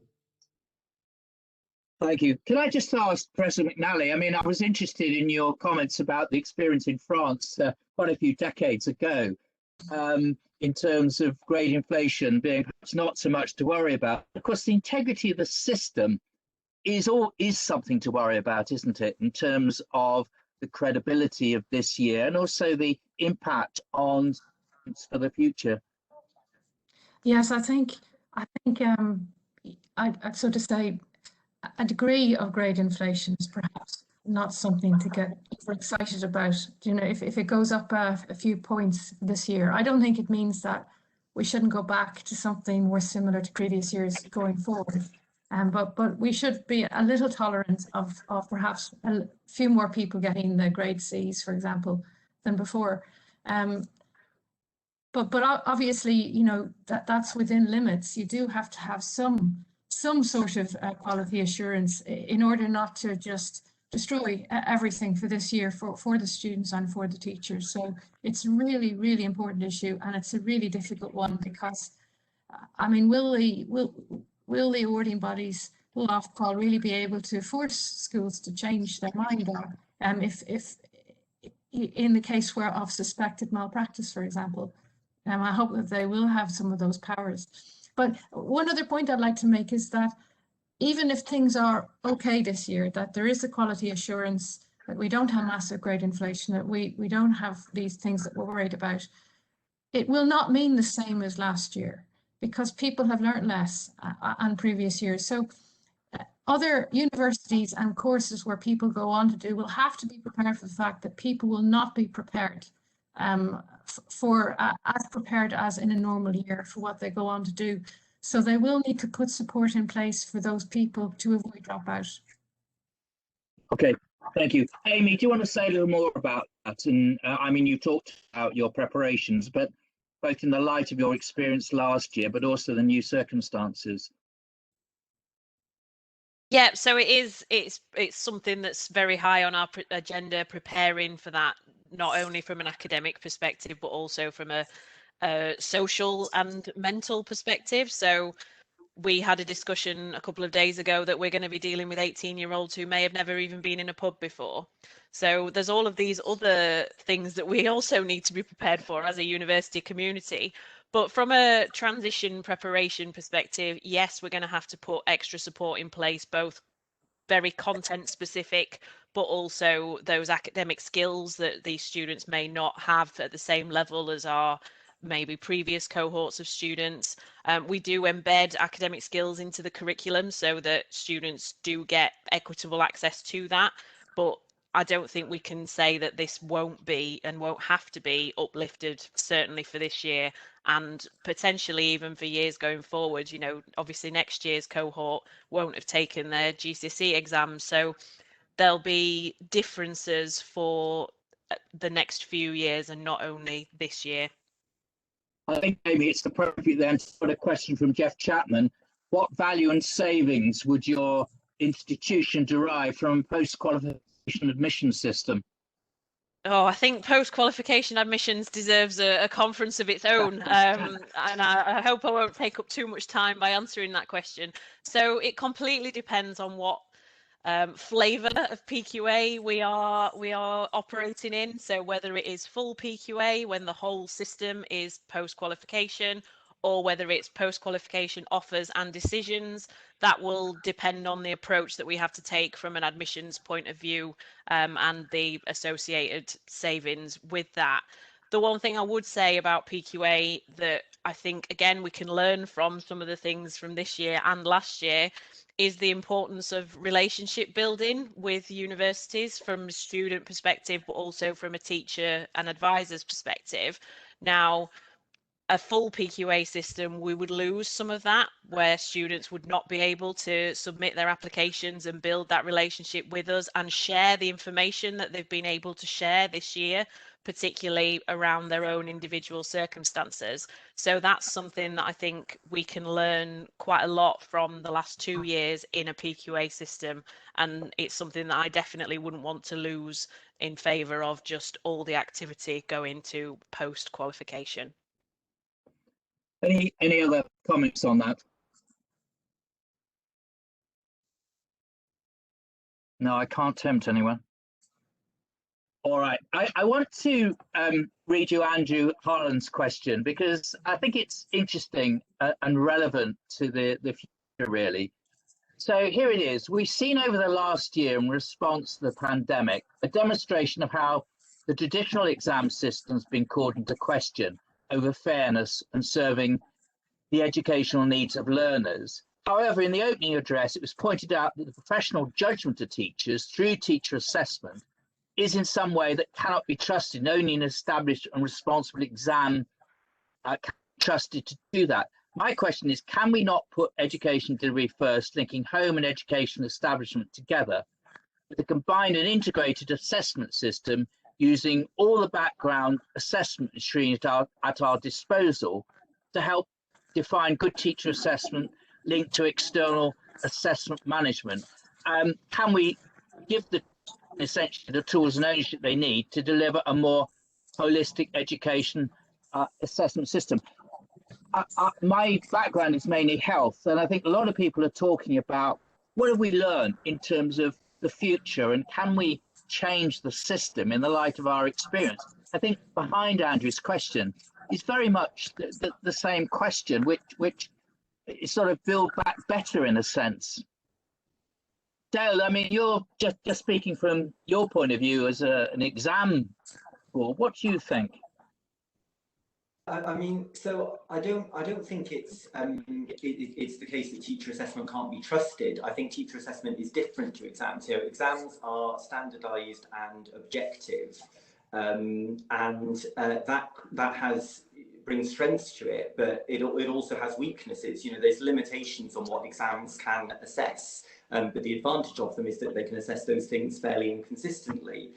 Teacher assessment or other types of assessment for that matter, and of course in a digital world we've got increasingly many options about what that can look like. Those things can add richness and recognise the completeness of what students know and can do in a way that exams alone perhaps can't. So I think Andrew's sort of contention that actually it shouldn't just be one or the other. We should be looking at the strengths that exams can bring, the strengths that teacher assessment can bring, perhaps the exams that other forms of digital assessment can bring. And as we look sort of further into the future, say actually how do we combine these things to make sure that we can provide the best possible recognition of what every student can do.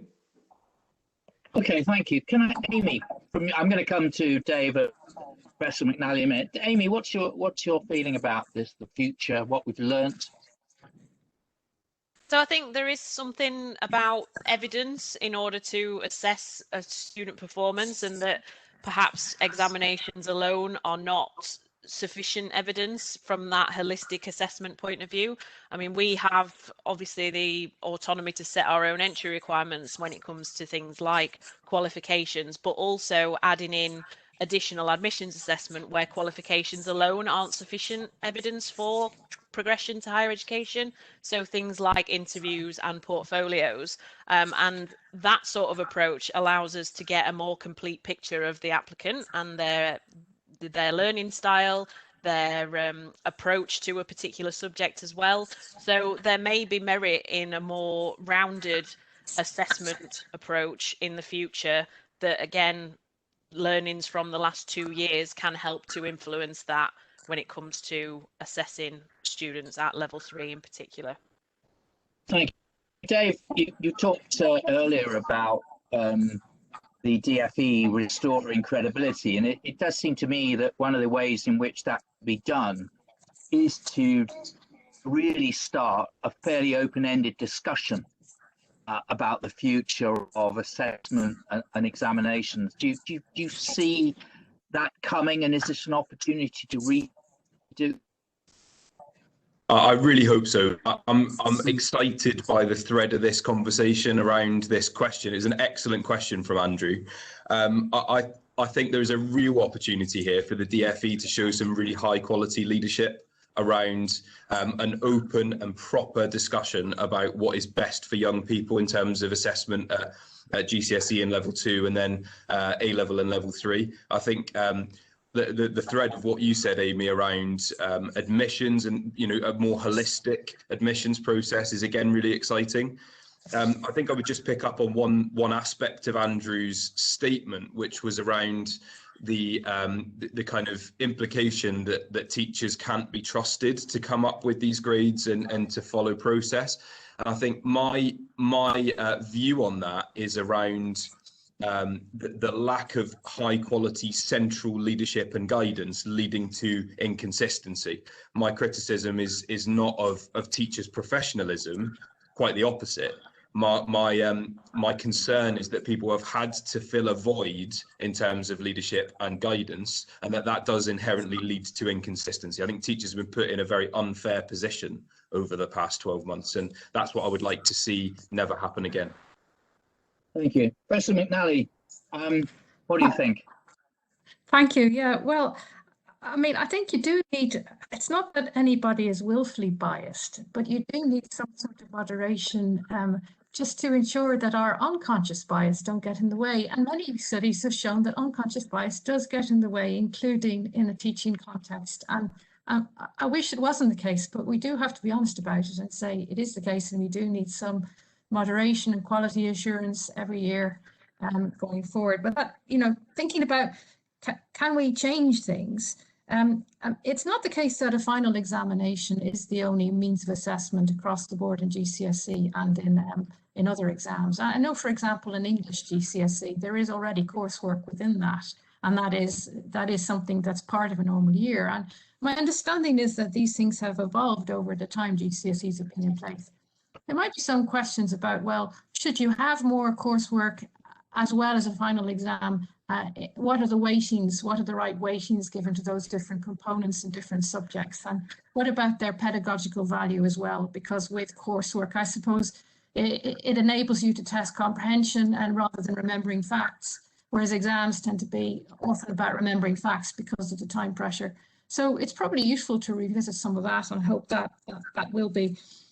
On interviews, I will be very careful about that, I think, because I think it does bias in favor, give a bias in favor of people with higher social capital, which tend to be from more advantaged backgrounds.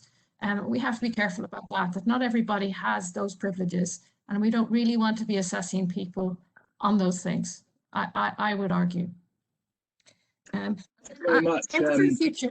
Okay. Oh, sorry, Sandra, I didn't mean to interrupt you. One sentence then. In terms of the future, I really hope that the whole post-16 curriculum becomes under review. It already is in some ways. There's a level 2 review at the moment. There's a lot of discussion around level 3 and beyond. It's just that the particular non-academic pathways are in a bit of you know, a unfortunate state, and we really need to be thinking about that going forward. Okay, thank you. I mean, the rest of the morning, we're also going to be talking about the future. So this has been a really good introduction. I've just got time to get one final question in, which is more practical. It's from Jason Lewis. With GCSE examinations cancelled this summer, does anyone on the panel have any views or concerns about the fact that the National Reference Test will be going ahead? Results won't be used to underpin grading decisions. So are the tests necessary, or are they a needless distraction? I suppose I should come to you, Dave, first. Particularly given that we're one of the schools who are taking part this year, we've been selected this year. Look, we want to do our bit in terms of making sure that we contribute to a national picture on that. But I've got to be honest in that I do think that this is not the right year, and that I would much have preferred for that to be postponed until we get back to whatever normal will be, and then I would again be more than happy to take part at that point. I just think now isn't the right time. Anyone else want to comment on that? Yes, I would say one thing, yeah. and this is from a researcher point of view, but also in a research policy informed evidence. We need to know how serious learning loss has been this year, and the National Reference Tests will help with that. Okay, well, it's nice to have a diversion review there. Can I just thank our panelists for a very lively, great session. And as I say, I think a good introduction to the rest of the morning. We're going to take another break, and then my colleague, James Sunderland MP, is going to take over the chair. Thank you very much indeed. Ladies and gentlemen, welcome back from your coffee break. I hope you enjoyed the first part of the morning's discussion. And without further ado, I'll hand over to our chair for the second half of the morning, James Sunderland, MP. James, over to you. Thank you, Sean, Philip, and everyone. It's a fantastic pleasure to be here and a great privilege.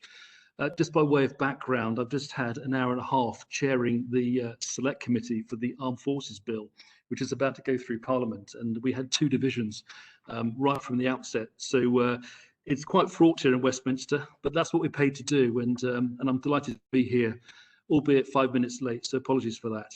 I just want to make some quick opening remarks if I can. I think the situation with education in the round is now, thankfully, a lot clearer than it has been. This has been a very difficult portfolio for the department, and I take my hat off to ministers and staff and teachers and pupils right across the UK. This has been really difficult. As the parent myself of two boys aged 10 and 12, they've gone feral. It's been a complete nightmare for us as a family, as it is for everyone. But thankfully, we've got a roadmap now for what needs to happen. As we know, children will be going back to school from the 8th of March. All children expected to attend. And I think it's been good that children with at least one key worker as a parent have been able to go into school. So thankfully, there has been some continuity for those that have most needed it. And yes, it's not perfect. And yes, I completely accept the frailties of the system at the moment. I think the picture on testing is slightly clearer now. We've already got established rapid testing, but there's more to come. I know that the situation with face coverings is not ideal, but it's really important that we use that in the short term to assist our social distancing. And of course, my final point really is about teachers. I have been lobbying myself behind the scenes quite hard for teachers to be vaccinated as an early priority. I still think that should be happening now. There is a difference of opinion amongst government, and clearly the JCVI priorities, are set. But my really final point is to take my hat off to all those engaged in education, teachers, staff, universities, colleges, schools, primary schools right across the UK. What you guys have done has been absolutely fantastic. But I'm hoping today to be able to convince you that the return to schools is safe, that your service is much valued, and that once again, the right thing to do is to get our kids back into school and to look forward to what we have to do in the future. Thank you so much indeed.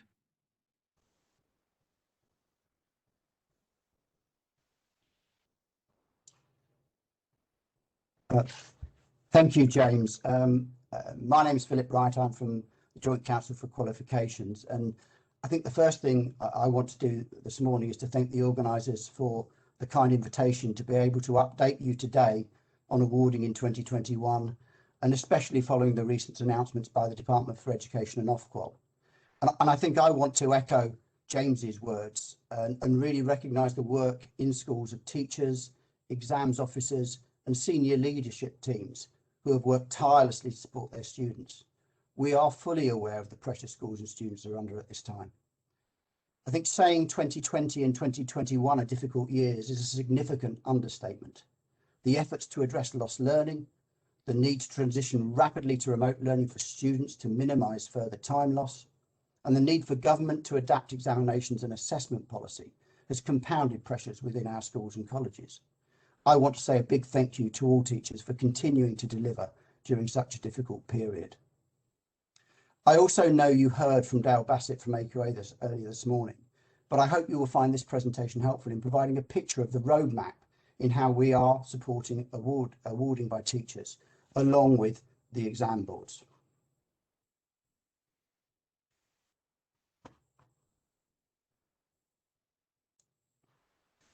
So today, I want to provide you with a brief background to JCQ and our role. I think many people have heard of JCQ, the Joint Council for Qualifications, but are not fully aware of what we do and how we support examinations and assessments in the UK. I'll then touch briefly on a very interesting report by the Office for Statistics Regulation. That provides some useful points about lessons we can learn from awarding in 2020.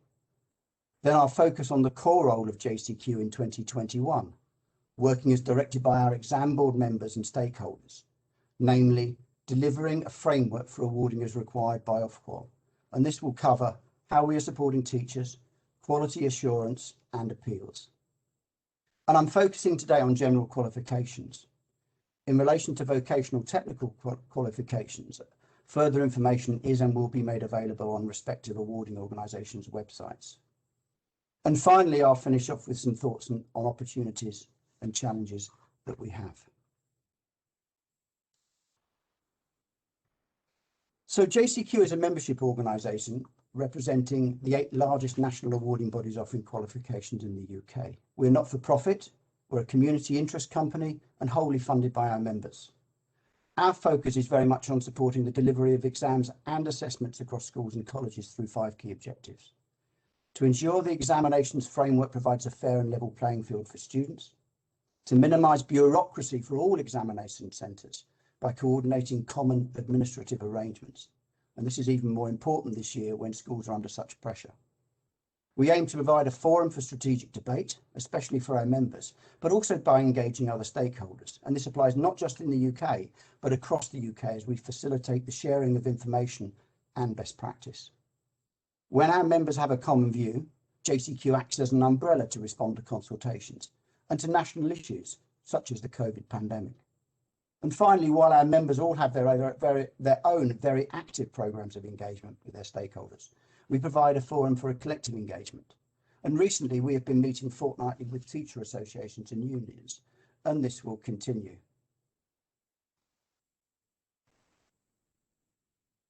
So let me just say, while I'm here as Director General of the JCQ, each of our members has their own views and policies. Indeed, the JCQ's strength is that we act in a unanimous way and in full agreement.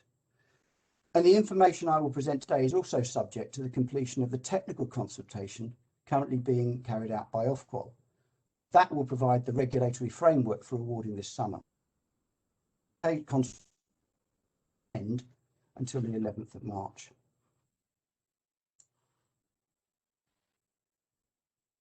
So before I go on to say how we are responding to the challenges of awarding in 2021, let me draw your attention to the report from the OSR that was published yesterday.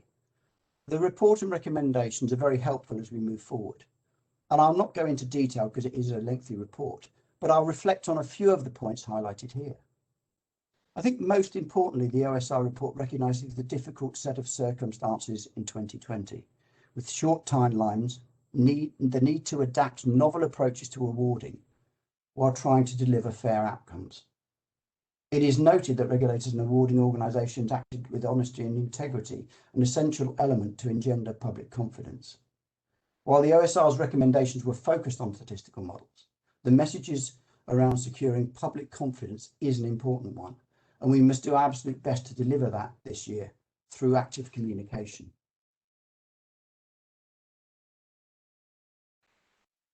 So it is also right to say that the impact of COVID-19 has continued to evolve since grades were awarded last summer. This has created a shifting landscape of government policy. Quite rightly, in the light of the emergence of a new variant that resulted in the current lockdown, government policy on exams has had to change. Each of these changes has engendered a significant amount of work and effort amongst awarding organisations and the regulators. While we have been able to progress some areas of work, a number of important decisions were only finalised last week with the outcome of the joint DfE Ofqual consultation. And as I said, we are awaiting the outcome of the technical consultation to provide that regulatory framework. However, this does constrain what we can finalise and how quickly we can publish the guidance and support materials for schools and colleges. But as you see, hopefully today, there is good progress being made. And this is just a reminder. I mean, back in August, we weren't expecting any changes to exams and assessments in 2021. In September, because of lost learning time, there was a direction to reduce the number of options and topics in English literature and history. And then in December, we had the suggestion that we should be preparing advance notice on question papers to provide some indication of content for students. And of course, in January, finally, exams were cancelled. So we have had a significant shift over this period. With the publication of the 2021 Consultation Outcomes, we have been able to develop a roadmap for the delivery. This summarises what needs to happen in each month, through to results provision in August, plus any subsequent appeals. In March, by the end of this month, JCQ and exam boards will be publishing a range of guidance, and exam boards will be publishing additional assessment material. In April, centres will prepare their assessment policies, and JCQ will be providing a template for this. Details of the appeals process will also be published. In May, centres will carry out assessments where they need to, and exam boards will be reviewing centre policies and will finalise the online systems for submissions. In June, centres will finalise and submit grades, and the deadline for that is the 18th of June. After the submissions of grades and through to July, the exam boards and JCQ will be reviewing and analysing the outcomes, and this will involve the quality control step and may require further engagement with centres. And they'll also be participating in some random selection of centres, which I will talk about shortly. And of course, in August, results will be published during the week beginning the 9th of August. Level 3 qualifications, AS level, as well as relevant vocational and technical qualifications, will be provided to students on the 10th, and GCSE grades provided on the 12th. We understand the difficulty that having that results days 2 days apart will be for the exam centres.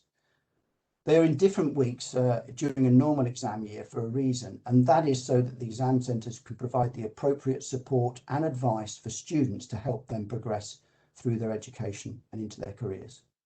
But these timelines this year, we know, will be constrained. So while this timeline seems reasonable, there are significant challenges for the exam boards. For example, developing a support package to inform grading is not easy, and these will include the development of assessment materials in a novel format. Exam boards will also have to develop new or adapt existing technology solutions for the collection of centre quality assurance policies and the spectrum of evidence during the appeals process. Consequently, time is of the essence, and any further changes in policy will be exceptionally difficult to deliver. I mentioned earlier that one of the key objectives of JCQ was to provide a common framework for the delivery of examinations. This year will be no different, and with the leadership from our membership, we will continue to provide this service. The key elements of this will be common overarching guidance, guidance on grade preparation, which will be particularly focused from the exam boards, quality assurance, including support through the provision of a QA policy template for centres, I've already mentioned, and finally, the coordination of the appeals process. The JCQ acts as the umbrella for this work, but our work streams are made up of experts from within and across our member organisations. And we also actively engage with colleagues in Ofqual and DFE, as I'm sure you can imagine. So one of the key deliverables requested by government this year are additional assessment materials that teachers can help to inform their grading decisions. With the current lockdown, high demands on teachers' time and a desire by government to sustain learning and teaching, these must be developed and delivered in a pragmatic way that can be used flexibly by teachers. And while the DFE does not want the use of these materials to be mandatory, we are recommending them as part of the range of evidence used by teachers. Consequently, they will be qualification-specific resources, be drawn from a variety of exam questions and range of papers, including past papers, be grouped according to topics wherever appropriate, be adaptable to comfortably fit within a lesson, and reflect the differences required by different subjects and specifications, and they will be mapped to content or skills coverage.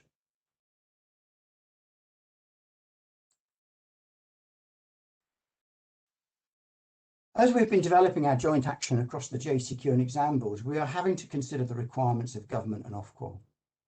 With the government intent that we trust teachers to deliver the right grades, there needs to be support and both quality assurance and appeal processes built in. The Secretary of State was also clear that changes to grades during the external QA process should be the exception. Consequently, providing good resources and guidance will be critical to support teachers in providing those fairest outcomes for all students. But we must trust in their judgment. The Secretary of State has also indicated that exam boards should only change grades when they cannot reasonably be justified, rather than because of marginal differences of opinion. And we will be taking into account all of these views. So quality assurance is a critical part of every examination and awarding cycle within exam boards, and the same must be true this year. These are very high-level timelines of how this will work through a 4-step process. First, the subject-focused support packages I've already talked about. Second, internal QA processes during April.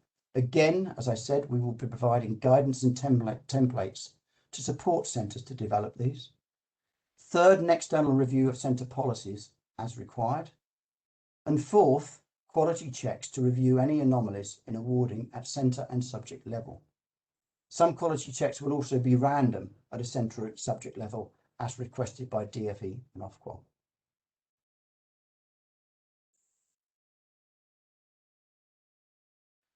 In every exam year, students have the right to appeal marking. It is right that students also have a right to appeal this year, and the appeals process has 3 steps. First, students appeal to the centre if they do not think the grade received was a fair one, and that is to establish that there wasn't a centre error and the centre process had been followed. The centre can either change and resubmit the grade or indicate to the student the grade awarded was correct. If the student remains unhappy, then the student may appeal to the respective board via their centre. As part of this process, the centre will be required to submit the range of evidence used to award the grade to the board. The system to collect this evidence will be launched in good time by exam boards and will be communicated to centres on how they will operate. The exam board will check the centre policy was followed and if the grade awarded by the teacher was reasonable. If it was felt that the grade awarded was not reasonable, then the exam board will issue final guidance to the centre. But it is worth noting that grades can go down as well as up. And finally, if the student continues to feel the grade awarded was inappropriate, they can appeal to Ofqual's Exam Procedures Review Service.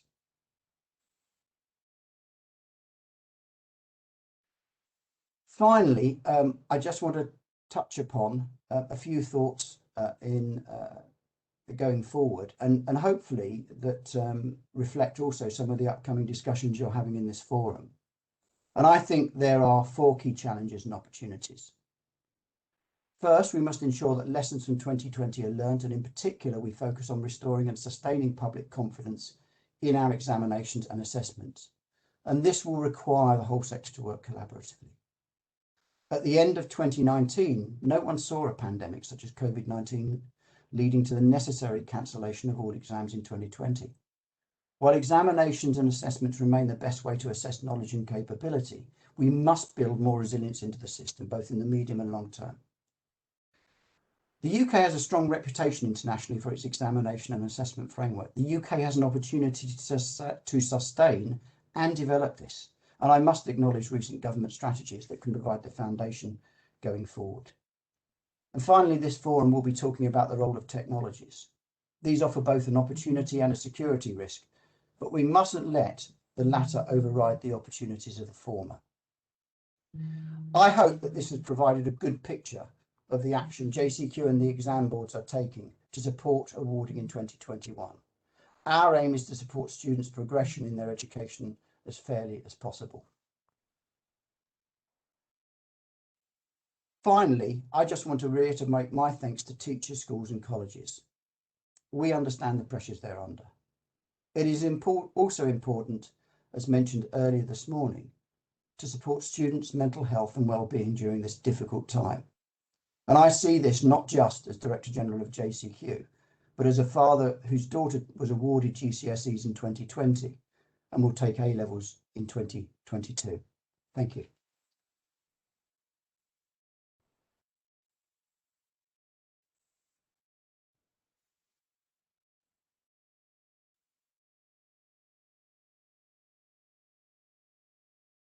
Thank you very much indeed, Philip. I'll just hand back to James, who will take us through the question session. I can see, James, there is a question from Samantha Booth. Would you like me to read it out? Yes, please do. So Samantha asks, how do you think the costs of the changes this year at exam boards will transfer to schools, if at all?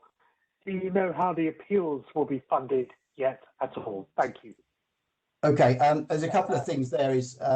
One of the things we need to be careful of course, is around competition. JCQ doesn't generally talk about fees with our members. It's not something that we can do. The only thing I would say is that actually, the exam boards are fully cognizant about changing in the cost of this year. And indeed, many of them incurred additional costs where they've been working at speed to, for example, develop the advance notice from December. And then, of course, they've been cancelled. We're also having to develop new processes and systems that they need to put into place. They will be monitoring that. And I think as last year, there'll be further discussions about any changes to that going later in the summer. I think in terms of fees, we're still waiting to, fees for appeals. We're still waiting to have some discussions with DFE on that. There have been recent discussions this week, and there may be some announcements coming up shortly. Thanks, Philip. A further question from Jeff Chapman. To support developing the international reputation of UK qualifications, when should we expect the JCQ to offer good practice and guidance on exam technology for theoretical and practically delivered assessments? I think that's a good point. And I know one of my colleagues from the exam boards is in the session on technology this afternoon. We were actually just starting to talk about that and looking at a roadmap to what we could do with technology just before COVID hit. And I'm afraid to say that had to be put on the side for the moment. But I think it is a good time to have the discussion this afternoon. I think there are opportunities from new technologies. And there are limitations as well.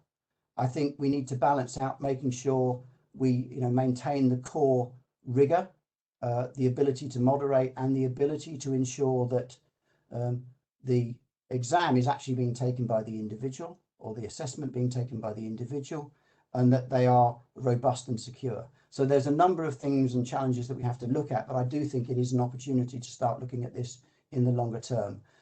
We won't go there overnight. It'll take a number of years to implement new technologies in a safe and secure way.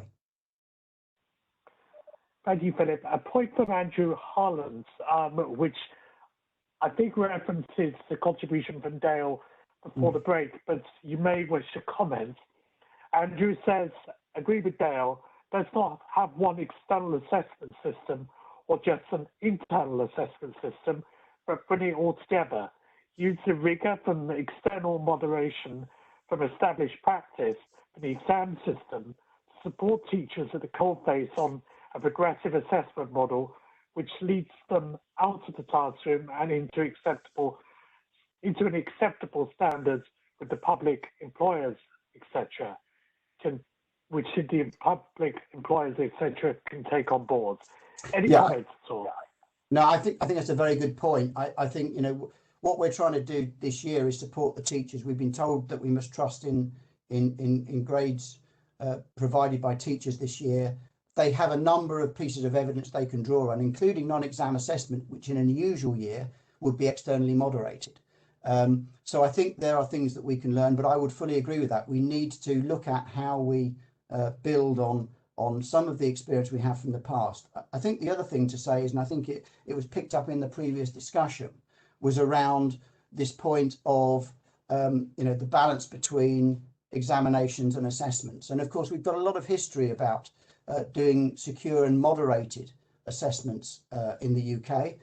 It is a political decision to a certain extent, the balance between modularisation of the curriculum and terminal outcomes. But whatever is the choice, and we actually see a variety of different models across the UK in the different nations, but whatever is the choice, the JCQ and the exam boards will ensure that we manage those effectively and that they can be as fair as possible. Thank you, Philip. David Hatchett says, hi, Philip. Thanks for the helpful presentation. What proportion of grades and schools do you anticipate or have used for assumption planning being changed by boards as a result of external quality assurance prior to being issued to students?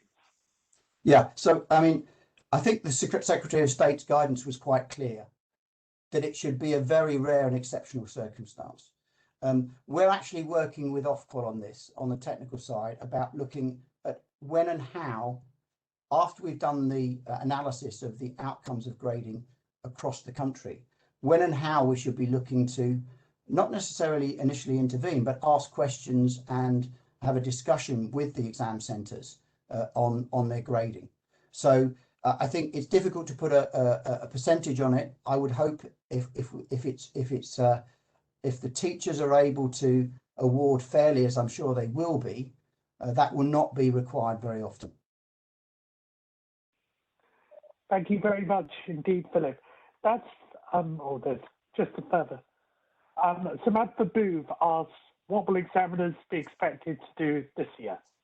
Yes, this is a tricky thing, and you know, we are cognizant of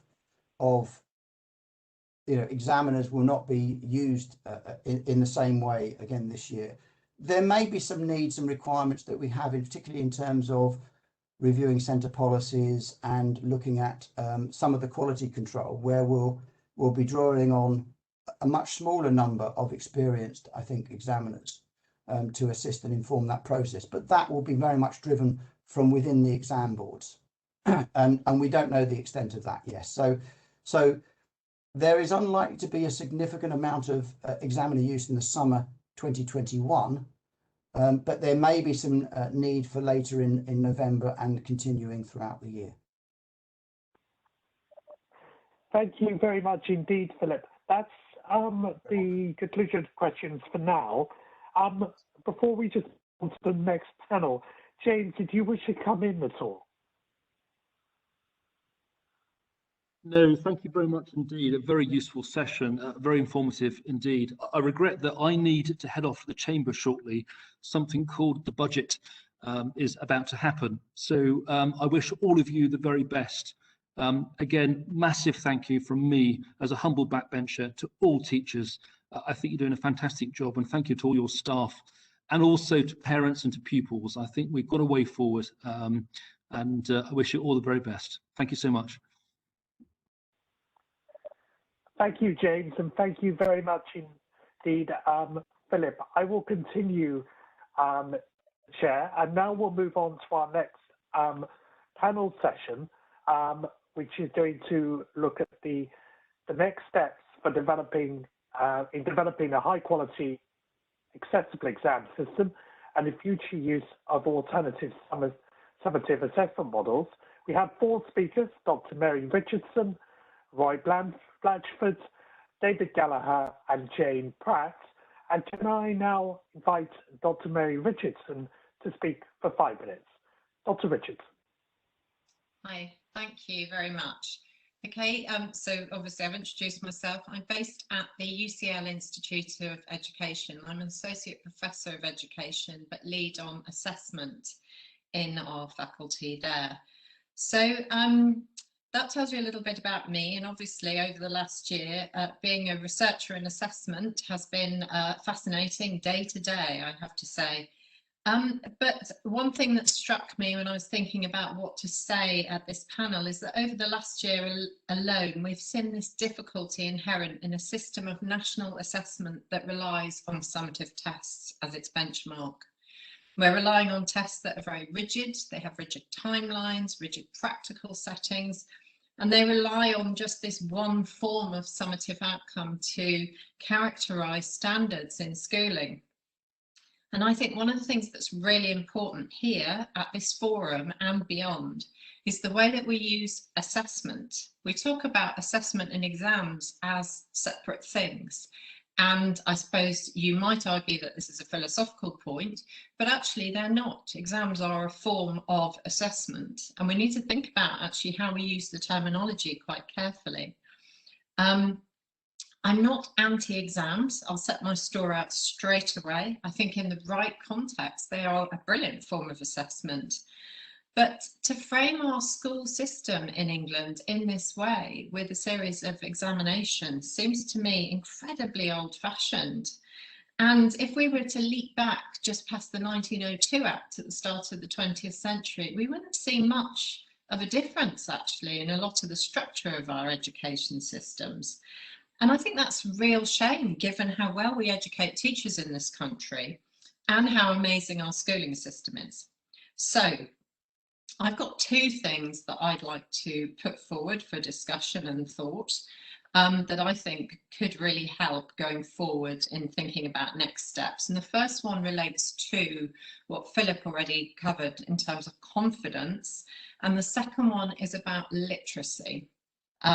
So starting with confidence, I think one of the most depressing elements to our current system of national testing are the claims made, often by our politicians, particularly, for example, our Secretary of State for Education and others, who say things such as exams are the fairest way to test our students.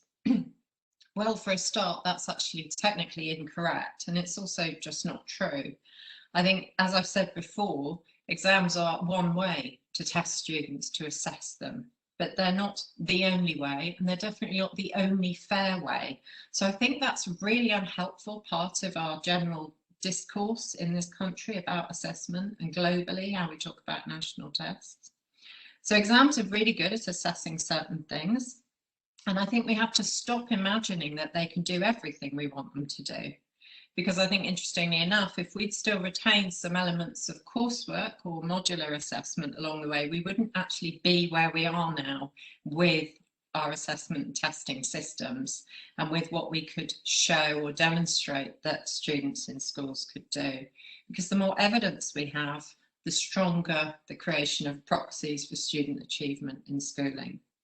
So that leads me on to thinking about literacy, and what do I mean by this? And I don't mean literacy as in, you know, reading and writing. I mean it in terms of educational literacy. We need to develop and invest in a form of structured education about education. As everyone has said, the incredible professional role of teachers has been revealed in all its glory in the past year. I've never had so many people say to me, goodness, I have no idea how exhausting it is to teach. And at last, I think it's time that the skill and integrity of teachers is acknowledged. And seriously, I think one of the problems to do with assessment sits in our teacher education system. People often call it teacher training. It's not. We don't use that word at the Institute. We educate our teachers to teach. We don't train them to deliver. And that's the big difference, I think. And I think that lack of focus on assessment as part of the teacher education is important. Public confidence in national testing systems is also very weak, and that's down again to really poor literacy and understanding of what assessment is, what testing and national testing systems are. And I think you see that year on year of people challenging and decrying exam results, saying that more people are passing, therefore standards are slipping. Now we're saying you can't trust teachers. This is a very confusing narrative that's unfolding. So one of the really important things we can do is, obviously we know that teacher predictions for national tests can be higher than we would expect. The exam boards already have acknowledged that. That's gone on for years. When I worked in an exam board, we knew about that. We should ask ourselves, why do teachers do that? They do it for lots of reasons, and it's not simply cheating or trying to promote something. We should acknowledge that there's unconscious bias. Of course there is. We all know that that happens. But we also have to remember there's no such thing as a totally fair and totally valid assessment. It doesn't exist.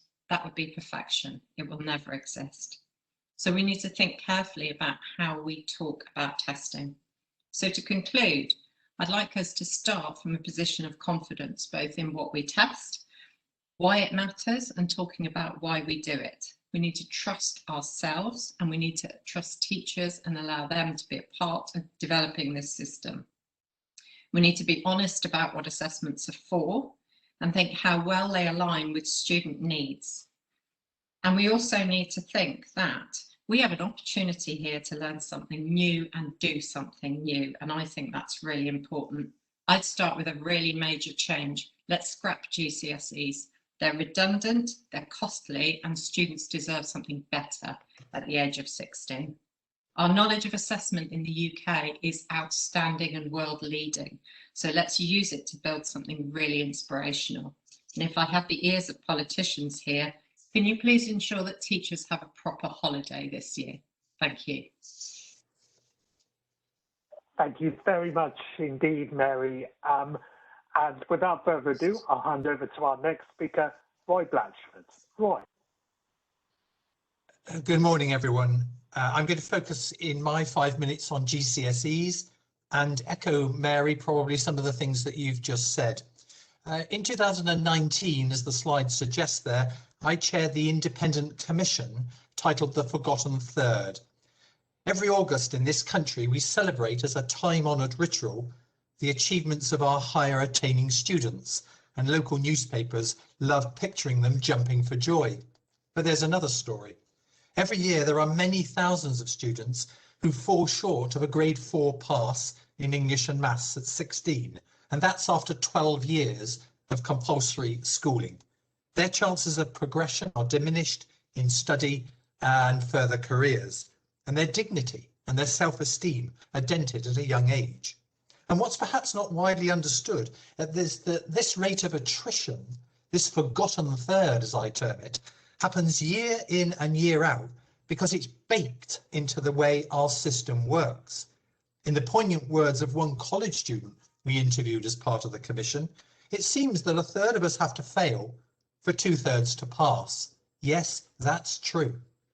So grimly surreal as it may seem to the uninitiated, this level of collateral damage is an accepted part of the process for determining the distribution of GCSE grades. In other words, in this country, we judge the success of our education system at 16 by the number of young people who don't gain that national pass. And the long tail of underachievement continues to cast a shadow over UK education. It is not a necessity, but a political choice. So system change is needed. And in the Forgotten Third, we recommended the abolition of GCSE English and Maths in favour of a passport at 16, which would recognise what children, young people had achieved over 12 years in the school system. And of course, it would serve as a passport for future education and training. And we further recommended, really interestingly in terms of what we've been through recently, that teachers should lead the assessment, that there should be portfolios of written work, team orals, and a creative set of online tests. All of those are currently practiced in different systems around the world. And this summary of achievements, of course, for students, as the opening speaker talked about, would be externally moderated. Well, that was our ambition a couple of years ago. The extraordinary has become the commonplace. The pandemic has at a stroke passed the assessment torch to teachers to set their students' grades. And as Mary said, how much easier and fairer it would be today were there to be a suite of assessment tools already designed. As it is, for 2021, my fervent wish has been realised, namely that teachers are trusted to determine their students' grades. And the system will have to live with a little bit of inflation. I predict 5 to 7% on 2020 results, but I am equally confident that the vast majority of heads, chairs of governors and academy CEOs will sign off fair grades. After all, their professional reputations are on the line over this. But most importantly, this cohort of 16-year-olds deserve to move on to the next phase of their education with speed and dignity. Let me look ahead then for my final couple of minutes. For 2020, that's the current year 10, the certainty of sitting familiar GCSEs in examination halls is probably the best option for everyone's continuity and sanity. But that should not preclude some agile development by the exam boards who've put up their fees, and online tests should be devised for next academic year, and they could be purposely woven into the current GCSEs. That's the current year 10 going into current year 11. I'd say also for 23 and 24, that's the current year 9 and current year 8, further incremental steps in how we examine at 16 plus can surely be taken, including the reintroduction of orals, portfolios, coursework in all subjects. But what for 2025, or if I'm pushed, 2026? Should GCSEs, as Mary asked, continue to exist at all, when most students in this country are now in education and training until 18? A growing consensus suggests not. A recently opened international school in Lisbon seeks to attract families with these words: "We believe in connecting our children to the ecosystem of education through links to outside institutions such as the Red Cross and Shark Coders, through shadowing projects, internships and entrepreneurship experiences. We must learn from the best international practice." And this is an increasingly mainstream vision of schooling, fundamentally at odds with a series of subject examinations at 16+, rooted in the early years of the 20th century. Students, goodness me, we know it, learn best when working together, not apart. Finally, the landmark 1944 Education Act, which shapes the landscape today, was conceived, everybody will know, amidst the Blitz and the Normandy landings. And the vision for a better education system was set out by Churchill and Rab Butler in a time of grave uncertainty, much as the world faces today. So my plea would be, in order that ministers can set the course for both incremental and radical change, teachers, leaders, unions, stakeholders, exam boards must unite now in an eloquent and creative voice for change. And we should help politicians. They need our help. Practice shapes policy. We need to help politicians deliver that change for the second part of this decade. The pandemic is in education a fundamental cue to rethink assessment. Thank you for listening. Thank you very much indeed, Roy. And now, without further ado, we can move on to our next speaker, David Gallagher. Thank you. So I'm David Gallagher, Chief Executive at NCFE. So we are predominantly an awarding organisation that operates in the tertiary and particularly the technical and vocational space within that. So that's the vantage point from which I'll share some thoughts today. And I'm absolutely delighted to build on Mary and Roy's points, although I suspect after this session, the three of us and possibly the fourth may never be allowed to be together again, because I suspect we'll cause some trouble in the system, which I think is a good thing. So I'm just going to amplify some points and then take this to a few different places, because I absolutely agree completely with what's already been said, which I know doesn't always make for the best debate, but I do. So first and foremost, we operate within a low trust paradigm. Many of us on this conference today are leaders in our own organisations, and we know the most corrosive thing in any organisation for its culture is to operate with a low trust paradigm.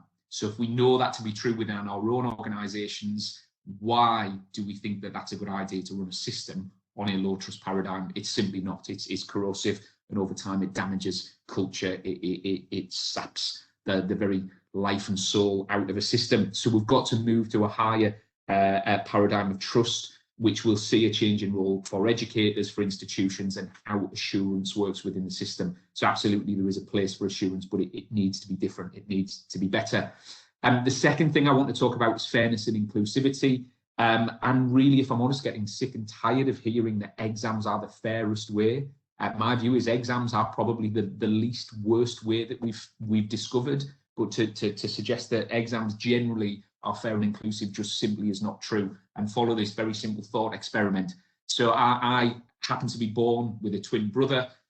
We have exactly the same life experiences. We have exactly the same educational experiences. We are exactly the same in every single way, except two characteristics. I've got slightly better short-term memory recall, and I also cope with stress and pressure slightly better than my brother.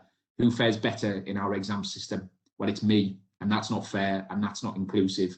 There has to be different and better ways to personalise assessments and exams based on the unique characteristics and the unique potential, the boundless potential, as Ken Robinson would put it, that's inside all of us over a lifetime of learning.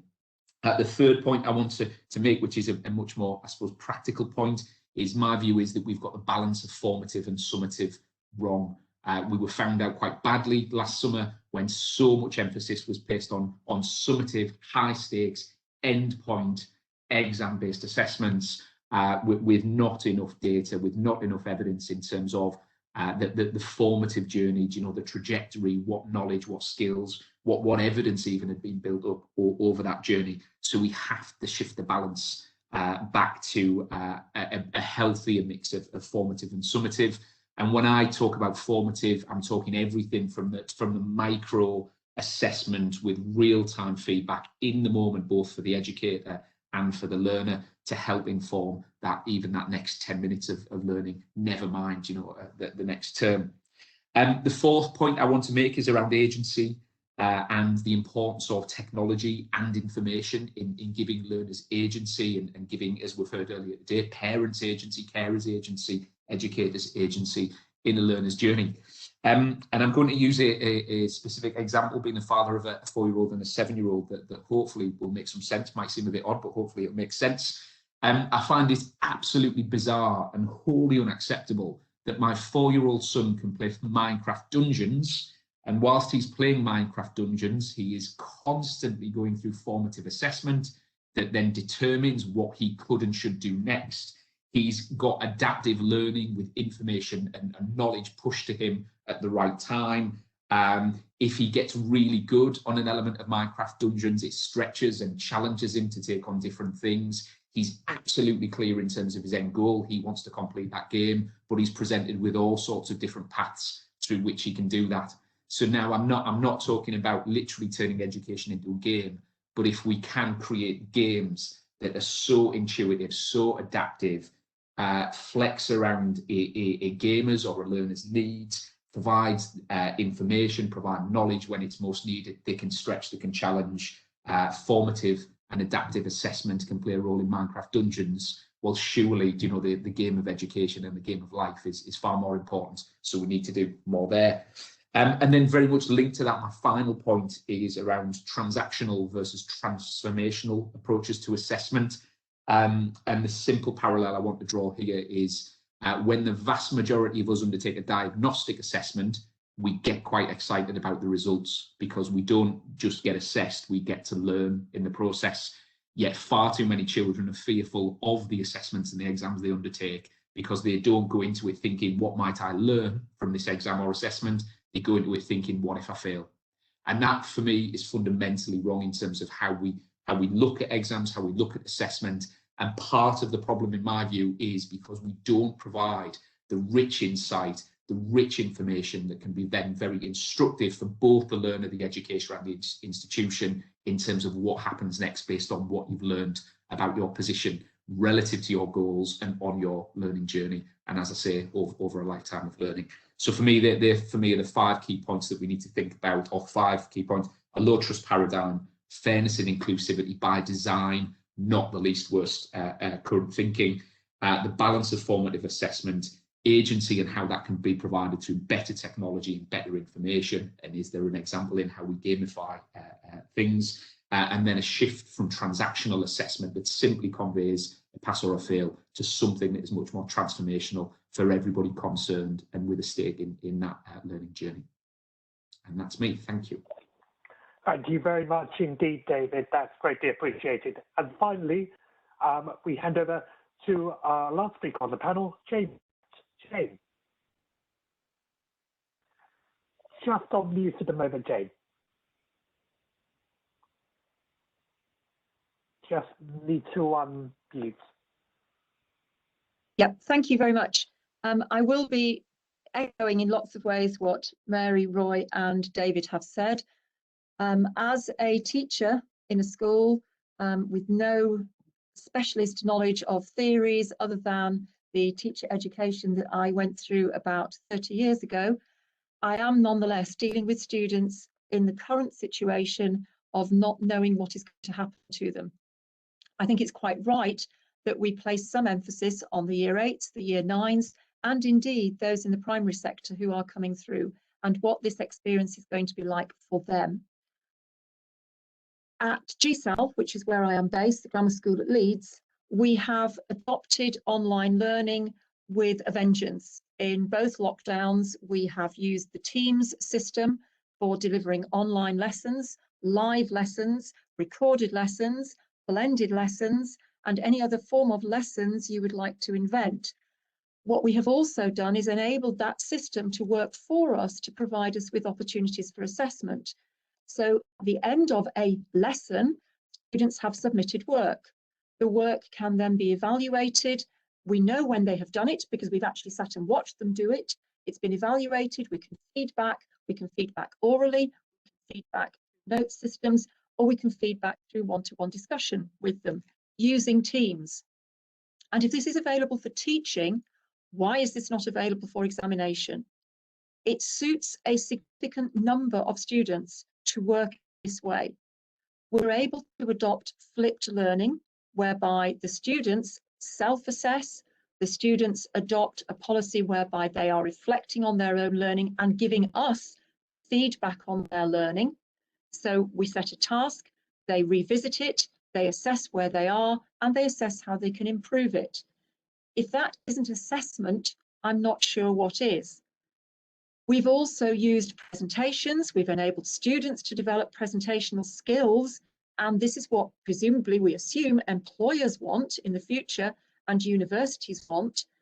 We believe we are developing high quality learners, not high quality robots who can answer examination questions. And that has been key to our policy throughout these 2 lockdowns. Formative assessment should feed into summative assessment. We adopt frequently weekly quizzes. As David was saying, using technology, students love Kahoot quizzes. It enables them to see what they know, but it also enables them to gain further knowledge. You feed back on them. Using forms is another form of assessment. The students can visualize how they've done in comparison to other people and can make further progress. And there seems to be a greater willingness to learn, greater motivation and a readiness to learn with this range of alternative assessment models. We have devised internally some computer assessments whereby we have to use recognition of voice and we have to use recognition of eye contact so that we know students aren't looking at something else and there isn't someone else in the background giving them all the answers. But that again is a way forward. And then evaluating, as we used to do with orals and other forms of face-to-face assessment, is perfectly feasible. After all, most postgraduate qualifications are awarded by a viva or an oral assessment. We are not sure why in the education system up to 18, we are not using more of that format. Lots of the assessment can be creative. The students can create their own assessments. And so long as they are moderated by staff who are professionally trained, those are equally valid. We are quite looking forward in lots of ways to submitting this year's assessments, this year's teacher assessed grades, because we are able to draw on a range of assessment models. We're not just going with a final exam. Some of our students have done mock exams, some of them haven't. Some of them will repeat some of those exams if they choose to do so. But they know that their performance in the classroom, their evidence over the lockdown periods that we still have, will form part of those teacher assessment grades. Breakout rooms using Teams is another excellent way of using assessment in that the students feed back to each other just as they would in the classroom, but you can have a record of what they've discussed and the points that they've raised. And the points then can contribute to that assessment. We're looking in lots of ways for the future at a student-centred assessment. And I know that's what the exam boards feel they are doing, but I'm not sure they realise what that actually means. Students can learn, as David said, from all sorts of experiences. And as Roy said, we are in effect testing to allow 2/3 to pass. I deliver the COPE programme at Grammar School at Leeds for a very small cohort of learners. That embeds community service. It embeds challenges that the students set themselves and monitor themselves against. It also embeds a portfolio of evidence from a whole range of sources, including emails, including feedback on presentations. Surely those sorts of elements can be bedded in to both GCSE and A levels if we have to retain those formal areas of exams. So in order to conclude, the focus should be the students, and we should be learning from how the students learn. and the students learn using technology. The students are developing their skills using technology. I would really like to see that addressed, as David said, by the examination boards for the future. Thank you. Thank you very much indeed, Jane, and thank you to all our speakers so much for your presentations in that panel. We'll now move on to questions and start with one from Andrew Harlan once more. Andrew asks, what is the position on how access arrangements, in brackets for the present SEND community, will be developed under a new exam system assessment regime going forward? Who would like to take that question first?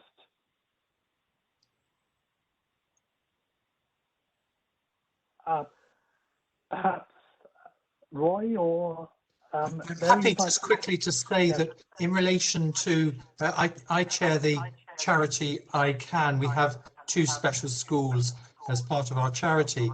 And when I look in detail at special educational needs and progression, it's profoundly true that formal written exams as GCSEs have become are wholly inappropriate.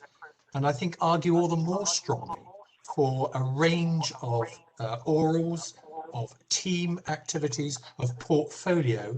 And I was going to say earlier, but if one looks around the world at Australia or Singapore or Canada or even the IB, even in Wales, rethinking assessment is much further on the agenda than it is in this country.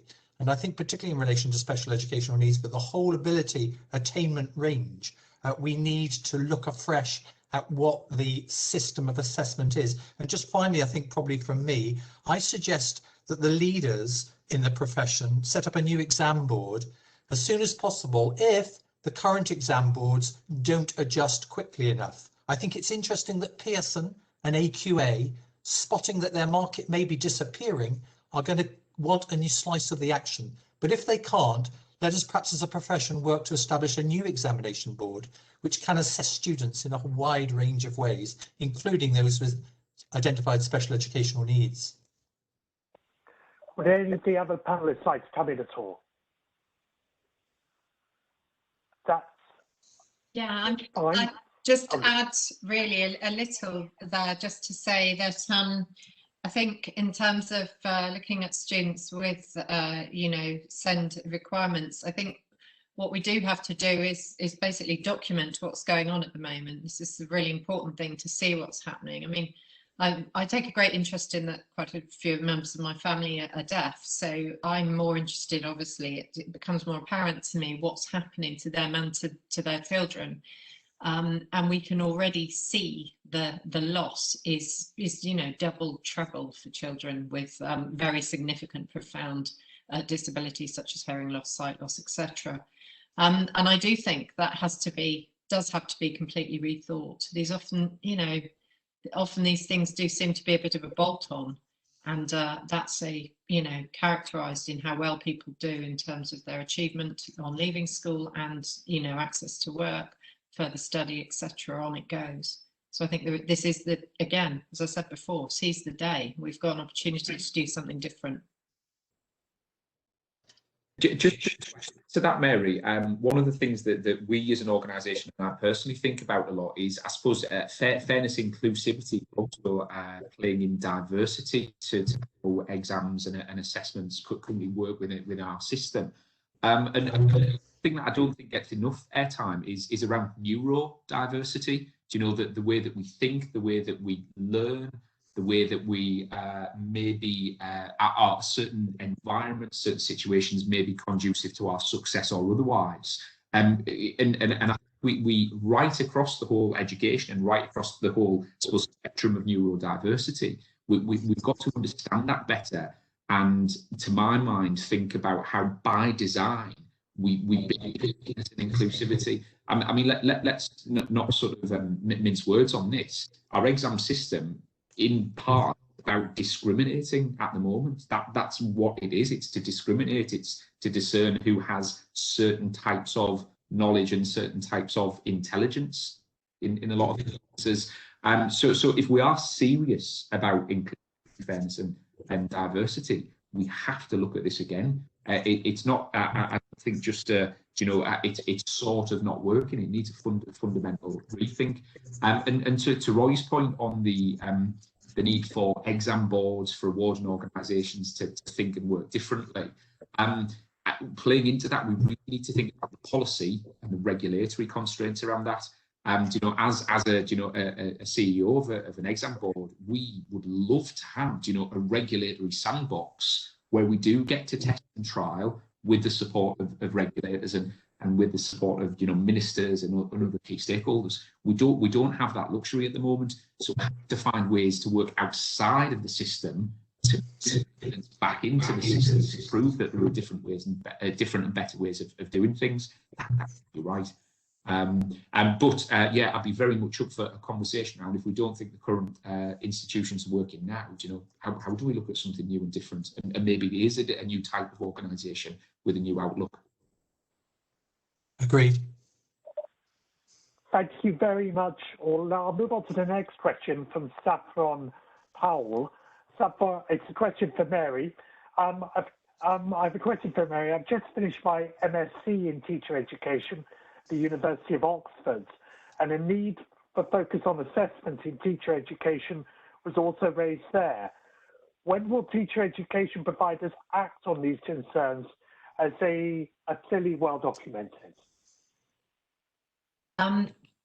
Teacher education providers, I think, generally would love to act on these what we can all say is a shortfall, and I have very good friends in department at Oxford, so I can imagine you had very robust discussions with them about this.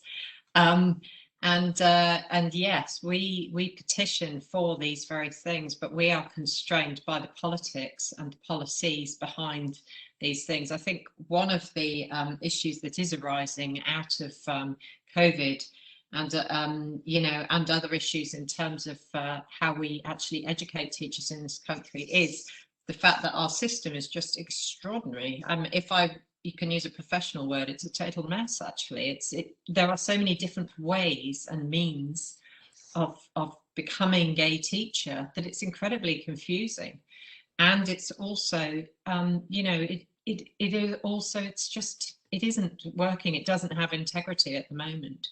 And again, I think it's just a case of we have to keep petitioning to improve this, and I think this is where, as I said in my own notes, that COVID has been helpful, is that it's suddenly made people realise that actually the professional role of teachers is utterly critical. People just do not realise what that job is. It's not it's not this crafting around the edges. This is a profession, and it takes a lot of education and support to do it well. So all I can say is we will keep petitioning, those of us that can, and hopefully may be heard. Thank you very much. A further question for you, Mary. Philip talked about, from Graham Hudson, Philip talks about making change over a longer period of time and in an incremental way. Given that countries like Egypt can introduce national online testing in years, how possible do you really think this is in the UK? That's a really interesting question, Graham. Thank you. Yes, I suppose my first question would be, how well is it actually panning out in Egypt? I don't know enough about the actual situation in Egypt to be able to comment on its success or otherwise. I definitely tend to believe that the idea that we can make changes really quickly is never a good idea in educational settings, because human beings don't behave like that, and things, we don't learn in that way either. The very idea that we can implement something quickly and expect a mass change overnight is always a bad plan. I think the interesting thing about, say, so I've got another screen here, I'm just so I can actually see the question. That if moving online is an interesting one, because I'm sure that maybe Derek Richardson will, no relation, in the next session we'll talk about this.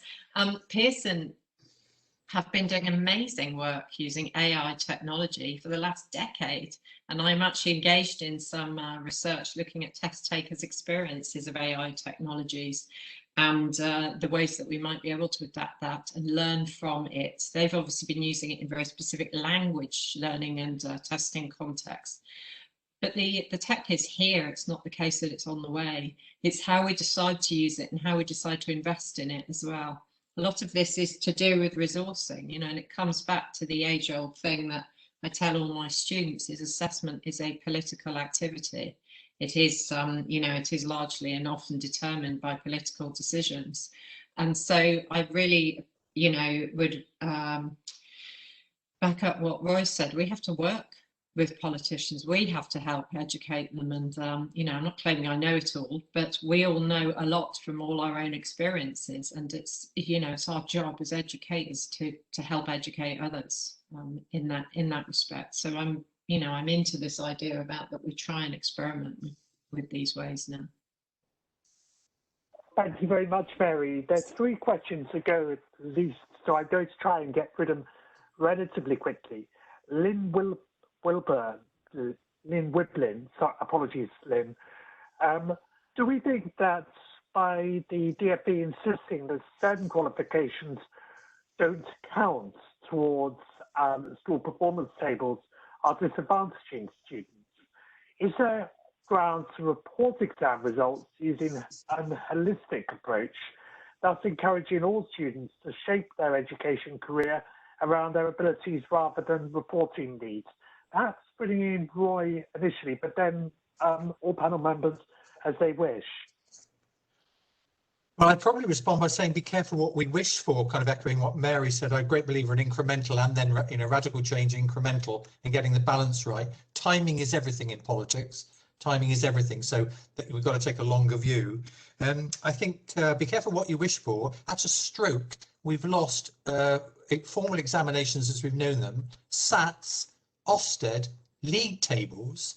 I think the system needs to think carefully, which of those do we want to reintroduce and why? Because actually it's league tables and Progress 8 and those kinds of things which drive curriculum choice. And we have this preoccupation in this country, particularly at the moment through the exam system, about only valuing knowledge. We don't look at attributes, we don't look at skills. If you look at the OECD's work recently on how they recognise and measure zest, grit, self-esteem. So in answer to the question, all those things are out there being developed in Singapore, a whole range of places, World Bank, OECD. And I think we've got to seize this moment, don't waste a crisis, to actually say, if and when Ofsted, accountability, league tables all return, how do we as a profession want to shape them? I think it's very important we go on the front foot, and rethinking assessment in a kind of multimodal way is, I think, a point in time. It's a tipping point. We need to seize it. Thank you, Roy. I want to move on to the next questions, but David, did you want to come in and any of the other panelists very briefly? There's just one thing I would add to that, because I think Roy has answered that beautifully, actually. So the only thing that I would say is a few weeks back, it's about 4 or 5 weeks ago now, I spoke to 4 leaders in the technical and vocational education space. And I said to them just a really simple question. If the ultimate outcome, the thing that you would be measured by that was most important, was to produce learners who have high levels of self-efficacy, self-awareness, self-confidence, what would you do differently? After stunned silence, the answer broadly was everything. So that sort of tells you, doesn't it? It tells you that really actually what gets measured gets managed, and unfortunately funding and policy and performance management regimes drive behaviour. And I absolutely believe that that's sometimes against the better judgment of educators and leaders in education. But it's a truism. I think that what gets measured gets managed. Yeah, I think that's the only thing that I'd add to what Roy said there. Can I just add as well that we spend a lot of time in school ensuring that grit, determination, etc. are embedded into what we do, and the exam boards leave it out. The personal statements that the universities require want evidence of persistence, determination, rigour, and we're trying our best to develop those areas. We need to make sure that any system that we currently end up with recognises those things. Mary, did you want to come in at all? Just a very quick final thing. I think with being at the other end of this, because I only teach masters and PhD candidates, but still an interesting thing happens that whenever I start a new module, I get excited about what the students are going to learn and what expertise they'll develop. First thing they ask me is, what's the assessment? When's it due? How many drafts can we hand in? So they're beautifully trained. And that's a really tough one to crack. And that's another big part of this, because I think citizenship in this country is a beautiful example of this. Introduced into the national curriculum, it became really important when qualifications were developed for it. Then people got less interested in qualifications, and now it's disappeared. And you want, you know, something that was well taught, that helps create rounded people, thinking people, feeling people. That was a great subject. I miss it greatly. James, it's a little surprised that your PhD students say that after they've had 15 or 16 years of a system in this country where they've been tested every year. Of course they want tests. I think it's for us as a profession to try and reshape this and widen what we conceive as valuing people's attributes as well as their skills and knowledge. Thank you very much. All I'll go, there's some 3 questions left, and each for one of you. So I'll start with David Hatchett. Question for Mary. How would you envisage inconsistencies and bias in teacher assessments across 4,500 schools being overcome if exams were to be replaced?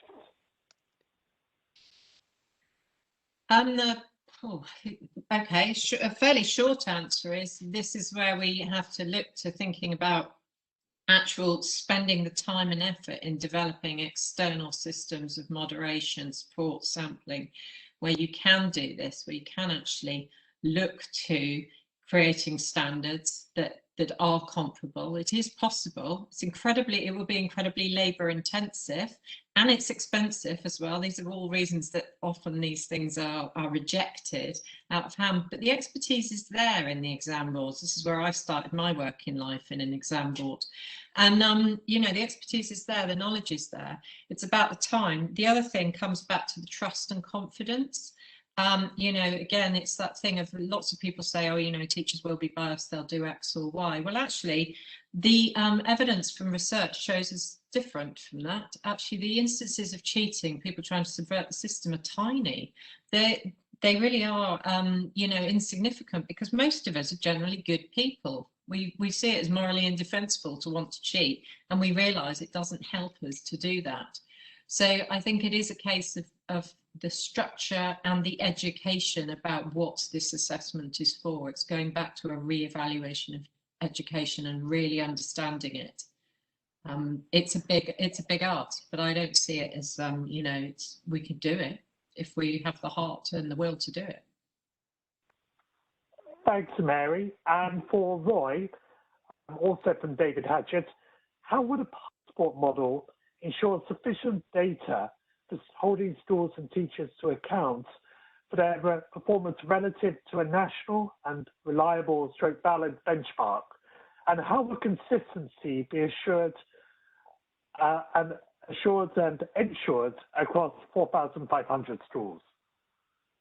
Well, as I've said, with the recommendations we made in the Forgotten Third about the notion of a passport, it would of course still be externally moderated. There may be a few people on this call. I started teaching in the 70s when we had CSE Mode 3, and it was led by the teachers. We designed the syllabuses, had a portfolio of work, but it was of course externally moderated. And I think you've got to have that some sort of quality assurance with that. The other point about the passport is that it includes a range of assessments. So don't get me wrong, I think there is a place still for formal written assessments, but there's certainly a place, as others have said, for online assessment and certainly team orals. It's really interesting, isn't it, Mary, in the higher education system, when you come to PhD level, it's a viva. Mm-hmm. And we do not, and if you go to the Russian system, almost every subject, Estonia I've been to, almost every subject has an oral component. And here we are talking about the art of conversation being lost post-pandemic. Great opportunity to introduce oracy, and I think that can be done in an unbiased way. English teachers did it for years with CSE and indeed with English orals, speaking and listening. Mary's right. Teachers don't want to cheat. The league tables lead their leaders to put pressure on teachers clearly, and the league tables are really the opposition to, I think, some fair, equitable assessment procedures. But it's quite possible to deliver a passport externally moderated, which values what children and young people have done after 12 years of compulsory education. Thank you for referencing that, Roy. I was feeling that CSEs back in the day offered the opportunity for internal and external assessment, and we had visiting, the students were expected to present. We ensure that students presenting NEAs in some subjects within school also have mini vivas. They answer questions on their NEAs. And we use that as part of our just understanding of what they have learned, so we can make more progress with them for subsequent ones. That's a feasible use of time in schools. I agree, Jane. Thanks very much. And final question, which you partially answered, David, but from Jeff Chapman. The Information Commission has supplied a sandbox in the manner you describe for new solutions. Would you like Ofqual to adopt a sandbox for exam technology outside the school exam system and also with innovative approaches? Yeah, absolutely that, and hopefully I can I can give an example which hopefully brings this to life in some small way. So I met with a real expert practitioner in maths not so long since, and she said to me, David, we've recreated your functional skills assessment for maths in an escape room, because we're dealing with learners who are just really disengaged. You know, it was care leavers, ex-offenders, you know, people who've just been sort of had very disrupted lives, and therefore, you know, education hasn't always quite worked in for them as well as it might have done. And so what they were finding is actually that the teaching and the learning was working really well. The minute they got to one of our very sort of traditional approaches to assessing, to examining, it just wasn't working. So in parallel, what they did to build confidence is they built an escape room, and this is literally a physical escape room to test functional maths. And that for me, I mean, it absolutely blew me away that they'd done it. And yes, there's cost and there's logistical challenges, and you know, how do you make sure that is, you know, moderated and assured appropriately? But we've just got to do better, I think. And so that for me is that it's just a tiny little example, quite a heartwarming example for me actually, as to if we had, you know, a bit more regulatory freedom, even within a sandbox environment that has got some sort of controls, and so we can really test and trial alongside, even in parallel to how the system is now, surely we can do better. So it's exactly that. So I'm going to have a look with interest at the ICO's sandbox, and I am ongoing speaking to colleagues at Ofqual about that notion. Jane, did you want to come in at all, or Roy or Mary? Well, thank you that's absolutely fine. Thank you very much. Just a few comments. One of from Kenya, to confirm as one of Mary's PhD students, and Graham Hudson just mentions that to Roy, yes, one of my points is that we have done this before in CSE, but with the added advantage of technology to support standardization and moderation across teachers, we can do this again. Can I thank all of the panelists who've been so engaging throughout the last hour or so. Really has been a really enlightening discussion, and thank you all very much for your questions. Greatly appreciated. Please do keep them coming. We'll take a short 5-minute break now, and then resume at 12:05 resumption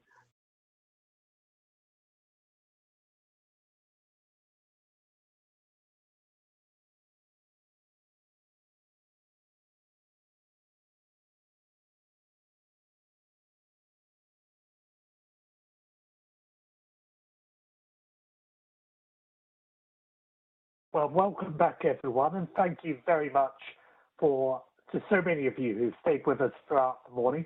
Really greatly appreciated. And now we move on to our final session of the morning, and it gives me great pleasure to introduce our first speaker of this session, Simon Travers from Surplus by BTL. Simon, over to you. Thank you very much, Sean. So I'm going to talk about the role of formative and continuous summative assessment in general qualifications, some of the experiences that we got within SURPASS. So a quick introduction, I'm Chief Strategy Officer for BTL SURPASS. And quick kind of overview of what SURPASS is. It's a set of tools and a suite of services for managing and creating assessments, delivering those assessments, managing marking and feedback, analysing results, and then integrating those results, integrating that data with a range of other services for analytics purposes. So, as we've heard through this morning, having the right tools available to aid assessment is key in normal times, and the challenges with delivering fair and balanced assessments according to the needs of the learner and according to the needs of the awarding body and the types of skills that are being assessed is absolutely critical. That's a huge challenge in normal times, but during the pandemic and the impact that the pandemic's had on teaching and learning and assessment generally, it's probably the biggest challenge ever to face assessment and education. What's critical to success is to have an approach to assessment that offers flexibility whilst retaining the appropriate control and maintaining quality. We've heard questions this morning from the panels and from people raising questions during the discussion around the ability to monitor quality, to be able to manage things like moderation, for example, and being able to review the results from different candidates. And so, what are the sorts of challenges? How do we support the pupils, the children in their learning? What's the pupils' experience of the assessment in terms of the last year where we've seen a complete failure in the ability, the ability to deliver those final terminal assessments because of the impact of the pandemic? What happens to pupils who aren't in school or are missing out on their learning of specific topics, specific subjects? So what can we do to assess those pupils? How do we ensure the fairness and the equality in their grading going forwards? And what can we do to improve things like we've had mention of things like test security, and what about leaking items online, for example? And how do we make assessments more efficient and more scalable? So we actually believe it's possible to use technology to deliver different forms of assessment, and very much what's been picked up by the panels and the discussion that's happened this morning. And the ability to react to future exam delivery and the future challenges that might come with exam delivery. We believe that technology is one potential solution to address those kind of challenges. So building resilience into the annual awarding cycle, as Dr. Wright mentioned this morning, is a big challenge, and it is a big opportunity for us. Integrating technologies and using technologies in the way that examinations are delivered going forwards. We work with a range of different awarding organisations, from general qualification bodies through to vocational and functional skills providers. We also work with professional certification bodies. And what we've seen over the last year or so, working with those different types of organisations, is that there's many different approaches to assessment. And so determining what the right approach for assessing different skills and assessing different areas of knowledge, and working out how we want to assess candidates' skills and knowledge going forwards is absolutely critical to success.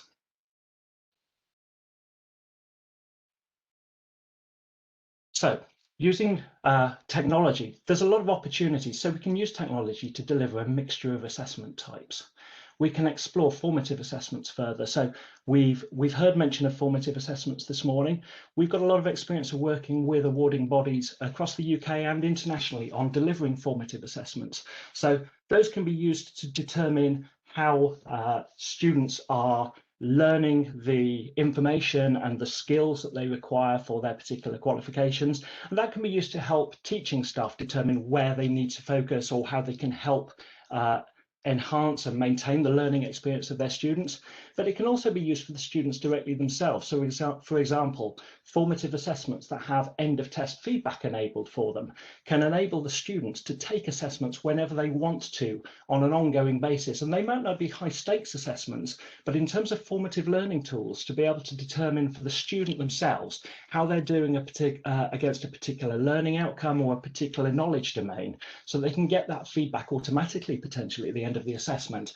Those kind of capabilities are absolutely critical to provide a rounded experience for students. It can also help them with getting more used to an assessment framework where there might be a range of different types of assessment going forward. What about diagnostic assessment? So, for example, some of the we do a lot of testing around diagnostic and adaptive assessment, for example. So, using adaptive testing technology to be able to determine a pupil's understanding of a particular subject by asking them a number of different questions, and depending on how they react to a particular question, that will drive the next question that they are delivered in their test. Now that can lead to a scenario where different pupils will see different questions in their test and potentially different numbers of questions in their test in order to diagnose where that pupil is performing in their knowledge. And those kind of assessments can then be used by the teachers to determine how their cohort of pupils has understood a particular subject or a particular learning outcome, for example. There's also the question of, can continuous summative assessment play a part? So we've heard this morning about potential for end of topic tests, for example. So could end of topic tests be used to provide variable and balanced assessment for different cohorts of pupils to be able to determine their understanding of a subject at the end of the teaching of that particular module? Now, in terms of concerns that might raise around test security, and what if you've got different pupils doing the same test but at different times, technology can lend a hand there as well, for example. So taking the example of, it's possible to have multiple items in an item bank around a particular learning outcome, for example, and tag those question items with specific metadata to help identification of the skills that those questions are designed to assess.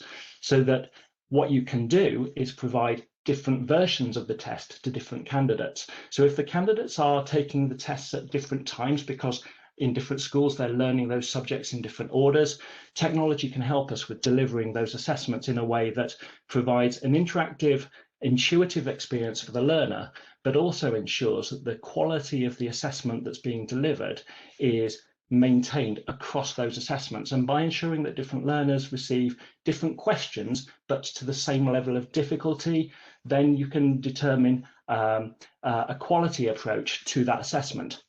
If you want to assess further skills, so for example, long form essay writing for English subjects, for example, then being able to use a mixture approach of internal assessment with external moderation and using online marking tools, for example, to be able to do those kind of marking processes and ensure the quality, the technology can help us with those pieces as well. So can continuous summative assessment play a part? Yes, I think it can do.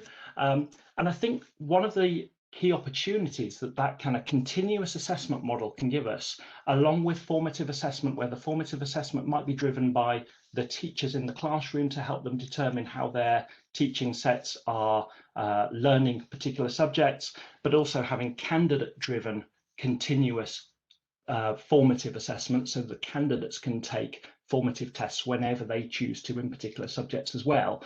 Having that mixture of approaches gives us the ability to relieve pressure and the risk that's associated with the final terminal exam model that we've got today.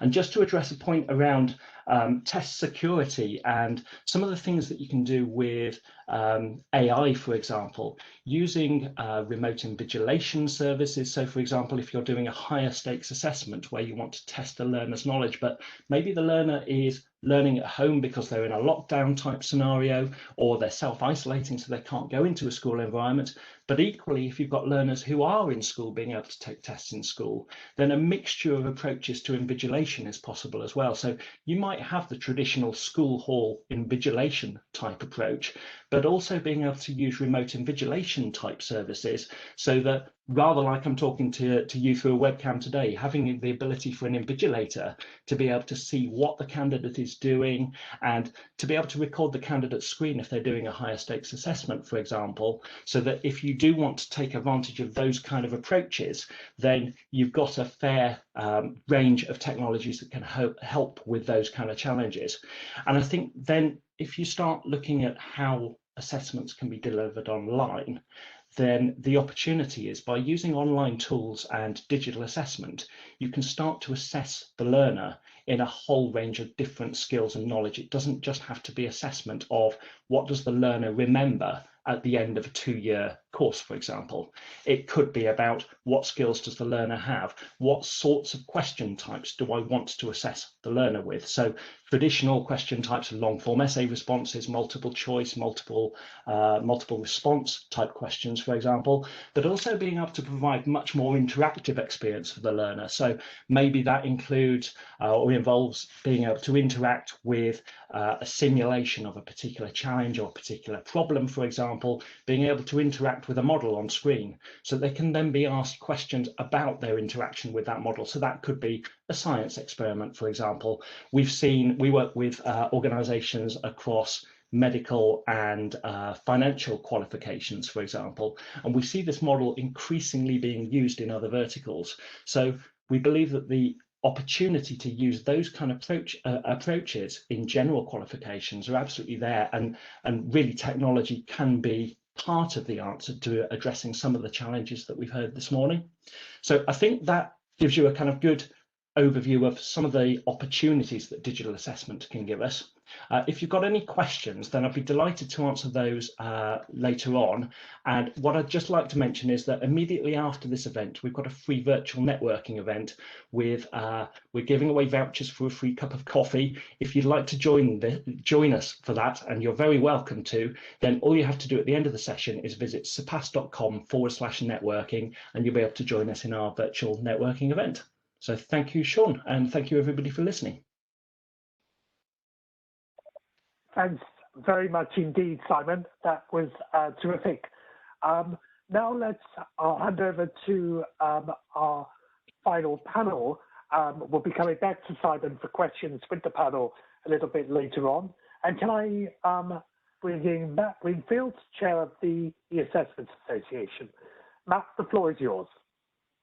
Thank you very much, Sean, and thank you to the Westminster Education Forum for inviting me to speak to you today about this topic. I have to say I was having to contain my excitement and enthusiasm to lots of the points that have already been made by the speakers earlier today. Lots of really great points made, some of which I'm going to echo in my presentation now.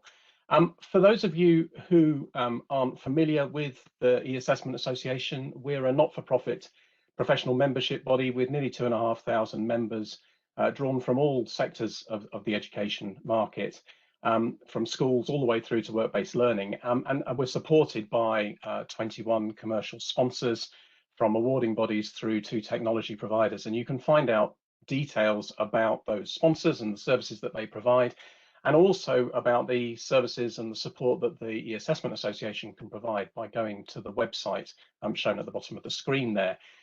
It's worth pointing out that it's completely free to become a member of the association. So if this is an area that you're interested in, or you're particularly keen to have your say in how exams and assessment are moved forward in the future, then please do join us, become a member, and as I say, join the association.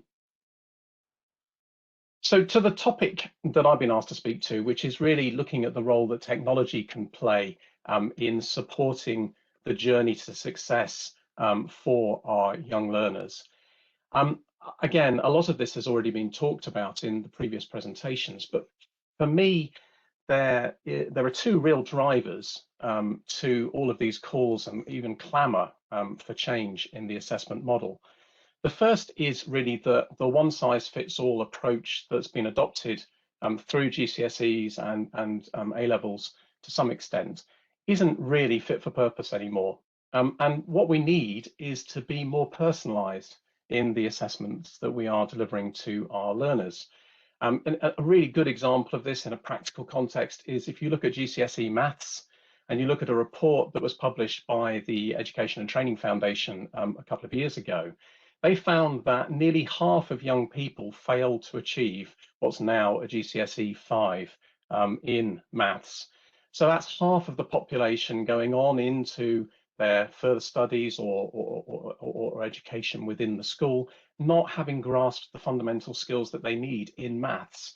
And of course, what do? If they fail that subject or don't get a high enough grade, we send them back again until they do pass. And we don't really think about, as has been mentioned in other presentations today, the formative journey, diagnosing that formative journey and helping the students succeed. So that's one of the drivers from my perspective, is that this one-size-fits-all approach that we have just doesn't really work in the 21st century that we are engaging our students within. I also think that the current approach doesn't really address those higher order thinking skills that our employers constantly ask for in the students that they see graduating our formal education system. So I'm thinking of things like collaboration, problem solving, critical thinking skills, those sort of 21st century skills, which are very difficult to test in a purely knowledge recall environment. So again, another driver for suggesting that perhaps our current approach to assessment is slightly off balance. For me, what we really need is to redress that balance. And I thought the point that David made earlier on about addressing the balance between formative and summative was really well made, because that is, for me, the key. We rely so heavily on single performance exams to understand what our students are capable of, and we disadvantage a whole range of students in that process that are actually making good progress and have skills in other areas that perhaps aren't as readily demonstrated through a high stakes summative test on its own. So we need to redress the balance between formative and summative. So why is that relevant in the role that technology can play? Well, to deliver that as a national solution is difficult to see from doing manually, from getting teachers to do this manually in their own little areas of expertise and in their own schools. What we need is a national approach to this, a standardized approach to both formative and summative assessment. And to do that, we need to embrace technology. And it's not like the technology doesn't exist to do that. It's been around for many years. You've got plenty of examples from around the world. Egypt's been mentioned with the work that Pearson have been doing there. You look at New Zealand and the New Zealand Qualifications Authority moving to an entirely digital provision there, working with RM, and a range of other providers working in the professional qualification space. So these solutions already exist, but for some reason we've failed to embrace them as fully as we perhaps could in a coordinated way within the school's assessment space. And I think you can also see some really good examples of this redressing of balance much closer to home. And again, this project's already been mentioned in some of the previous presentations. The work that the Welsh Government has been doing to reform their national tests of maths and English from year 3 to year 9, moving to an entirely formative focus now, which is providing both the students and the teachers with formative insight into the progression that those students are making. And as Simon was just saying, using technology, computer adaptive testing technology from BTL and from Alpha Plus to deliver those tests provides that personalization of the journey, and in a very scalable way. And also worth noting, in a vastly varied geography that Wales represents, to all parts of Wales, even the remotest rural schools. I think the other area that we used to embrace quite actively in the school space, and again has been referenced in some of the previous conversations, is the use of e-portfolios. So e-portfolios are great at capturing journeys of learning, capturing those instances of collaboration, of critical thinking, of problem solving, in a way that these the more summative focused knowledge tests just can't do. And again, this isn't something that's rocket science or new. these technologies are being used at scale to make these kind of assessments in further education, vocational education, higher education, and in the workplace. And a couple of our sponsors who specifically focus on that area, Pebble Learning in higher education, well established as a higher education e-portfolio, and Calibrand in the professional qualifications space. But I think the other thing, and again, we've touched on this a little bit earlier on in the programme, it's not just about supporting the students, it's about supporting the teachers in making difficult decisions as they're faced with this year in making grading decisions that will affect those students for the rest of their lives. And that's, you know, not a small thing for teachers to take on, not a small thing for them to take on given the workload that they already have. And again, technology can help with this. So some of the work around the use of comparative judgment to support professional judgments in a standardized, moderated way, the work that RM is doing in that space, really, really interesting. And it's also worth noting, to the point that Jane made earlier on about we can do flipped learning, why can't we do flipped assessment, that comparative judgment can be used really effectively to support peer learning and to provide really clear insight of what good looks like and the progression along the journey towards that goal of achieving good in whatever context that is. So it's some really interesting use of technology to support that formative journey. So finally, just to sum up, I think what I'm saying is let's learn from the experience that we've seen both last year and moving into this year. Let's make sure that we're trying to take a balanced approach to assessment, use this opportunity to reassess how we assess our students in schools, to make it fair, to make it balanced in terms of their abilities that can be seen in a formative context and in a coursework context, as well as in a single performance summative test. I think, again, just to pull out that this isn't new, what we're talking about here. Each year, the association runs an International E-Assessment Awards. This year, coming up very soon to the closing date for submissions. Every year, we see really, really good examples of the technology being used to support this kind of balanced assessment approach that I'm talking about here. So if you want examples of good practice, go to the awards website, eassessmentawards.com, and take a look at some of the past finalists, the past winners. If you know of a project that's delivering this, so David, I was thinking of the escape room idea, maybe not wholly technology, but very, very innovative in the way it's approaching a specific problem, then encourage those people to submit an entry to the awards because it's a great way of exemplifying best practice, and that leads to greater confidence within the sector that this kind of thing can be achieved with technology. Because at the end of the day, what we're trying to do is advance our assessment process to the benefit of the learner. And that is the foremost thought that we've got to keep in our minds as we look at how we move things forward from the painful processes that we've been through these last 18 months or so. So thank you very much for listening. If you do have any questions, obviously happy to take those at the end of the session, but please also feel free to reach out to me via email, as I'd be very pleased to hear any thoughts or comments you have on what I've had to say. Thank you. Thank you very much indeed, Matt. That was greatly appreciated. And now, without further ado, I'll bring in Caroline Wright, the Director General of BESA. Caroline.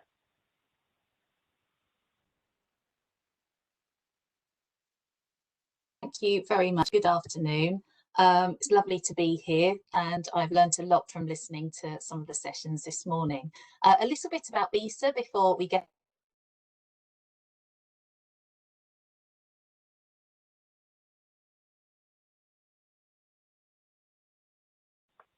You're just breaking up, Caroline. It might be best if you would turn off your camera, I think. We are the of the back.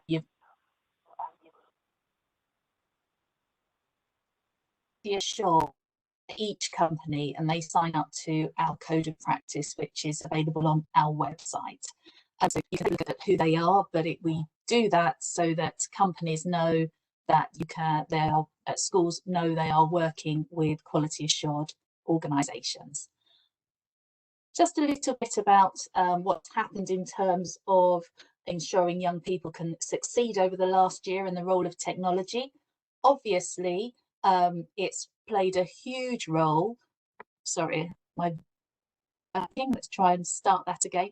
Obviously, COVID's played a role in changing the process we've all been working to over the last year. But assessment providers, along with the rest of BESA members, really stepped up to be able to help carrying on people to learn.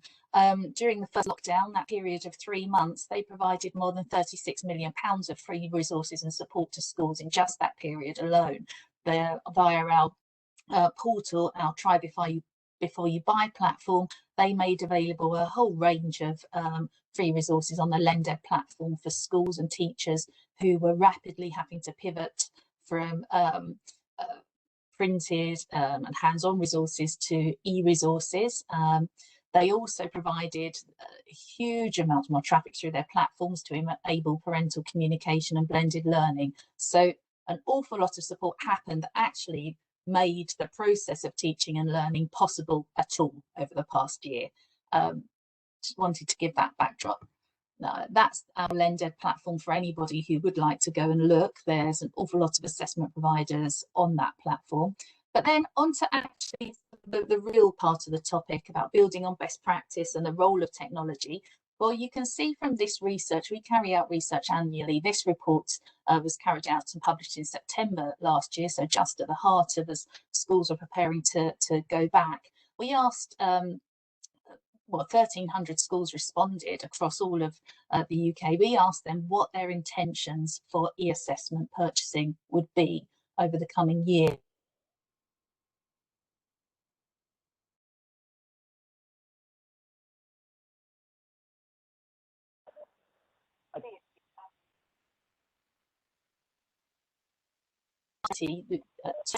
Primary schools, they plan to increase investment in assessment solutions over this year. So clearly, schools saying that they see a need and they believe that e-assessment can help. I think that's because if we see that you can carry out this, the formative assessment on an ongoing basis, that clearly has been very useful. And as we move forward into trying to help schools and pupils with catch up, the formative assessment on an ongoing basis can be very useful too. I think just a couple of points I'd like to add. There is obviously an ongoing discussion, we've heard about it this morning, about high stakes assessment and end of stage assessment, whether all or part of that could be moved online. My organisation also works with a huge number of EdTech companies and work with the DFE to talk about some of the issues impacting on the use of technology in schools, and also survey on that subject too.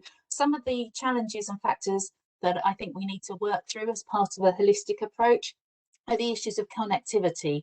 We're all finding that working from our home offices, it's no different in schools, making sure that schools' connectivity could cope with additional pressure on the system in the case of high stakes assessments moving online. There's clearly the ongoing issue of the number of devices in schools.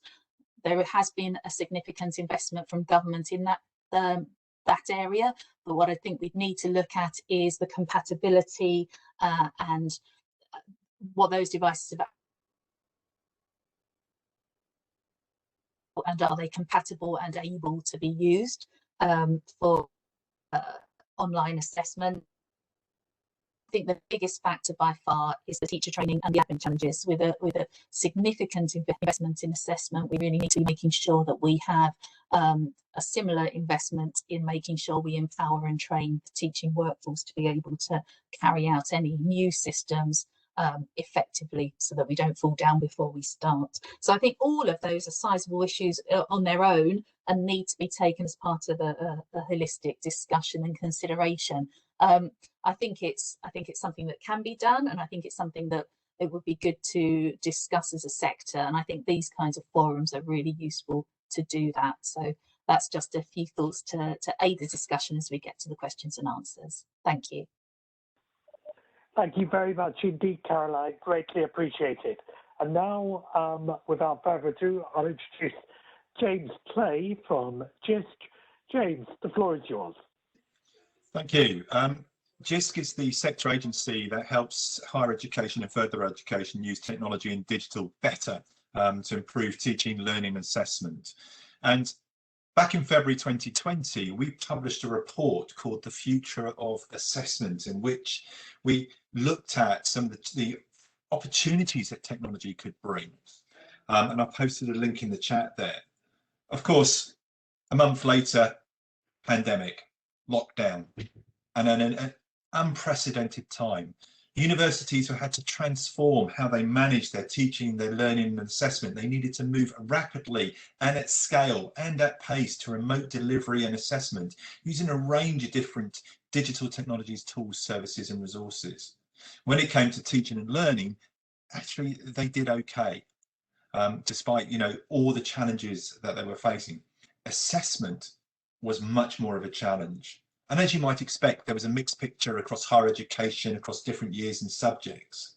But many universities decided to say, look, let's take the plunge. Less constrained by examining bodies and government, they were able to move very quickly to open book exams, timed exams, online assessments, coursework. Though, of course, there was some kind of pushback, even from students who were expecting to be able to do a 3-hour online, 3-hour exam in a big exam room at a desk, and suddenly being able to use books. Isn't that some kind of cheating? Was the feedback that universities were getting. It was also challenging with practice in lab-based assessments, creative and performing arts. However, often what people would do would mitigate, based it on the work that had already been undertaken. Those courses with links to professional, statutory and regulatory bodies, the PSRBs, were again hugely challenging, but often they had to move to some kind of online exam and the use of technologies like proctoring. One of the real challenges and pain points that universities faced was how do they maintain the academic standards and qualities as required both by internal and, as with PSRBs, external regulations. How do you convert what you did into online? Translating exams into online exams often doesn't work. We lose the nuances that a physical in-person examination has, and we take advantage of none of the affordances that digital can bring. In order to moving forward, we need to ensure staff have the necessary digital skills and capabilities to successfully deliver online assessment across the assessment lifecycle. Each step of the lifecycle requires different skills. How do you transform multiple modes of assessment to online versions and at scale and at pace? How do you take advantage of what works, and how do you ensure that you mitigate what didn't? Many universities have experience designing and delivering online assessment, but they wouldn't have done it for the whole of their organisation. And we mustn't forget the student voice in this. Student engagement was really challenging and continues to be challenging. How do you ensure that they engage not just with the assessment process, but also the learning process as they continue to socially isolate and study remotely? What about well-being? This is a crisis. It's a national crisis. This is having an impact on people's well-being and mental health. Adding online assessment, adding other aspects of technology that can add extra pressure and sources of stress needs to be considered and mitigated. Universities know there are technologies out there that can be used to design, deliver and support online assessment. The question is, what technology should they be using? How can they be using them? Why should they be using them? And what are other universities doing as well? There are a large range of technological solutions that are currently available to support online assessment, but how do you ensure that the total cost of implementation and challenges are noted to enable informed decision making? What is best practice? What is effective practice? How do you maintain and manage student engagement? What are the issues that may arise when scaling up to online assessment across the university? What are the ways in which technology can successfully deliver online assessment? Technology can help, but the reality is that for many universities, rethinking, reimagining what assessment is, what it's aiming to do, and how to achieve that is a bigger question. Thank you.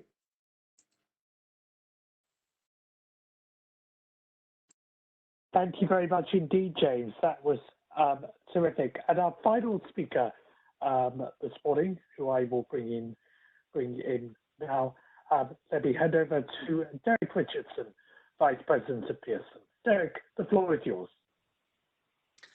Many thanks for inviting me to speak, and thank you very much. It's been a really important discussion from all the panelists today and all the participants as well about the impact the pandemic's had, but also the way it's driven changes and approaches, not just to teaching, but learning, but also assessment. And I know that for many people preparing for their next steps in life, it's been a really, really terribly difficult time for people. And the conversation that we're having around exams is really at the centre of the discussion and the good debate about the purpose and the nature of assessment in A-level, GCSE, and of course, BTEC as well. So the exams that we deliver are of course on behalf of the public, and it's critical that we really explore all of the things that are being discussed today. And I think there was a comment earlier on that recognised that even GCSEs have utilised many different forms of assessment over their lifetime. So today I wanted to give some examples of the different ways that technology is currently being used in both summative and formative assessment, but also talk about some work that we're doing to better understand the full range of views about how our system should support learners through our Future of Qualifications and Assessment project. But first, if I just give some examples of some ways in which we are already using technology. So I'm sorry if the slide isn't very clear. So technology is really an integral part of our lives. And I think David said earlier on in the session today that young people are digital natives. So in lots of respects, it could be argued that having learned using technology and used technology in their daily lives, it's a backward step then to revert to written exams when it comes to final assessment. But of course, there are equally many argue that writing by hand also has a place and is a good skill and a valuable skill to learn as well. So where's that place in assessment? So integrating technology will take time and the system needs to be ready for that. But we know from our work in other countries what's already been achieved.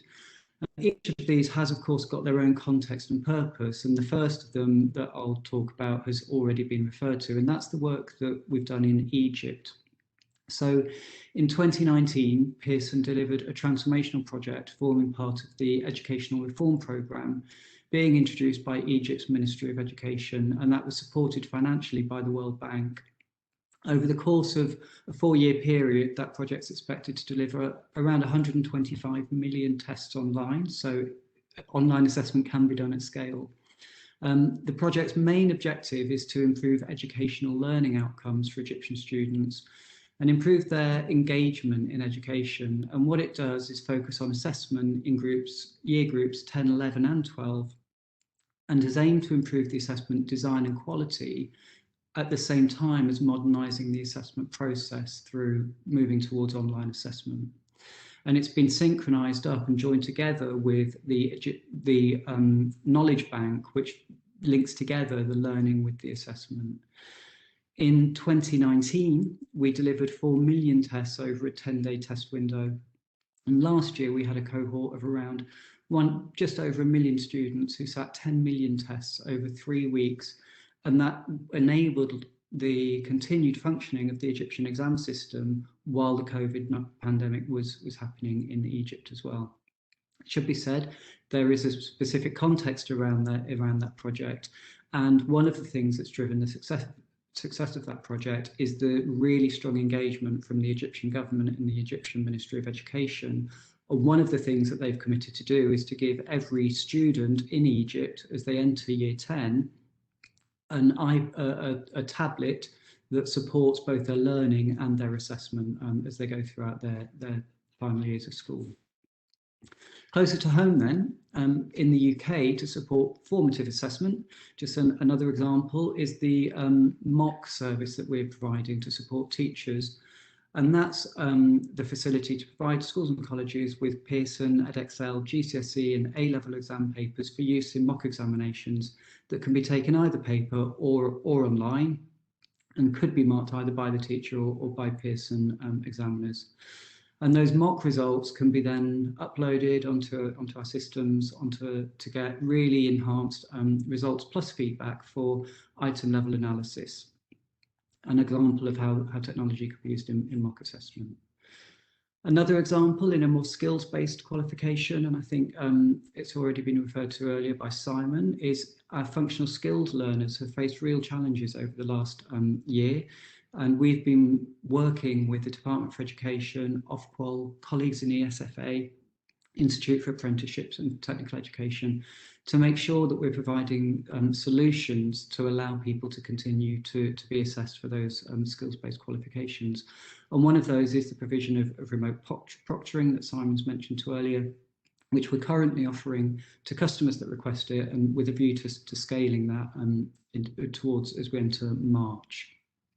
And I haven't mentioned it on these slides, but since Mary mentioned it earlier on, I thought I should also just mention another example, which is the Pearson Test of English, which is a fully online assessment of speaking, reading, writing and listening skills. And it utilises an automated scoring technology that's been in place for a number of years to deliver results for some of the highest stakes assessments we offer. And they're used for entry to university, but also for immigration purposes as well. So really, really popular around the world. So I hope that they just give some food for thought. But what I just thought I'd mention, therefore, around the future and what this holds. My starting point with all of this is always to think about the purpose and the use of assessment to support learning.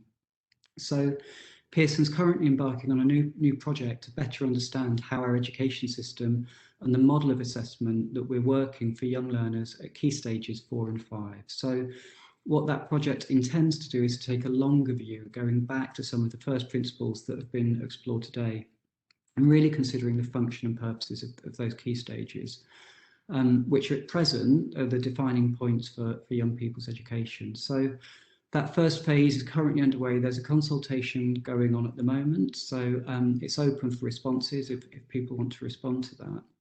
And there's a range of questions around each of those issues. And that feedback will inform the second phase of the work, which will include independently commissioned research. It's going alongside, and of course will inform all of the work that we're doing with schools and colleges over the next years as we iterate approaches in these areas. And it's supported by a steering group of experts from across education, academia and politics. The three main themes, or the fundamental areas at the heart of the issue, are some of those that have been covered today. So the first one is the conditions and the environment, so the shifting requirements of the digital first generation, how wider economic, technological and societal trends are impacting the demands and requirements for today's learners. The purpose and the value that education within that 14 to 19 phase should play in helping to develop confident and well-rounded learners to support their aspirations. And the final one is the trust and equity, so exploring the issues around fairness and coherence in the system to maintain public confidence in qualifications and assessment. So really what I would summarise it by saying is that I'm a firm believer the UK's education system, it really is among the best in the world. And the curriculum and qualifications that we offer are widely recognised and adopted by countries around the world. But the world is changing, and the way that we learn and the work and the way that we engage with each other, and all that's being accelerated with the pandemic, as we're seeing in the way we're running this meeting today. One of the things I often hear is that awarding organisations focus on exams. And in my role, I see the full range of assessments that we utilise according to the different purpose and learning aims that students are aiming for. So whether there's observation and witness statements and endpoint assessment for apprenticeships, coursework and portfolios assessing skills in BTEC, creative projects in subjects like art and design and design and technology in GCSE and A-level, or performances in music and drama, and of course the exams that we offer as well. I think Matt said earlier on that the technology exists and it's already being used in many contexts and at scale. And one of the questions that we're hoping to address through the project that we started is to think about, well, how do we want to use technology, and how as a system can we put it into best use for the benefit of learning? We're not advocating throwing everything out and starting again, but we're thinking evolution rather than revolution, and that's the starting point for what we're doing. And we hope that that will provide kind of a useful contribution to the debate that's going on today. So many thanks for listening to me today. Thank you very much indeed, Derek. That's greatly appreciated, and thank you to all of our panelists in that session. We still have an opportunity for questions and comments, and we're bringing all 5 of our last speakers, including Simon, back into the room now. We have 2 questions so far. Let's go to one from Andrew Holland, who's specifically a Matt. Really spot on, Matt.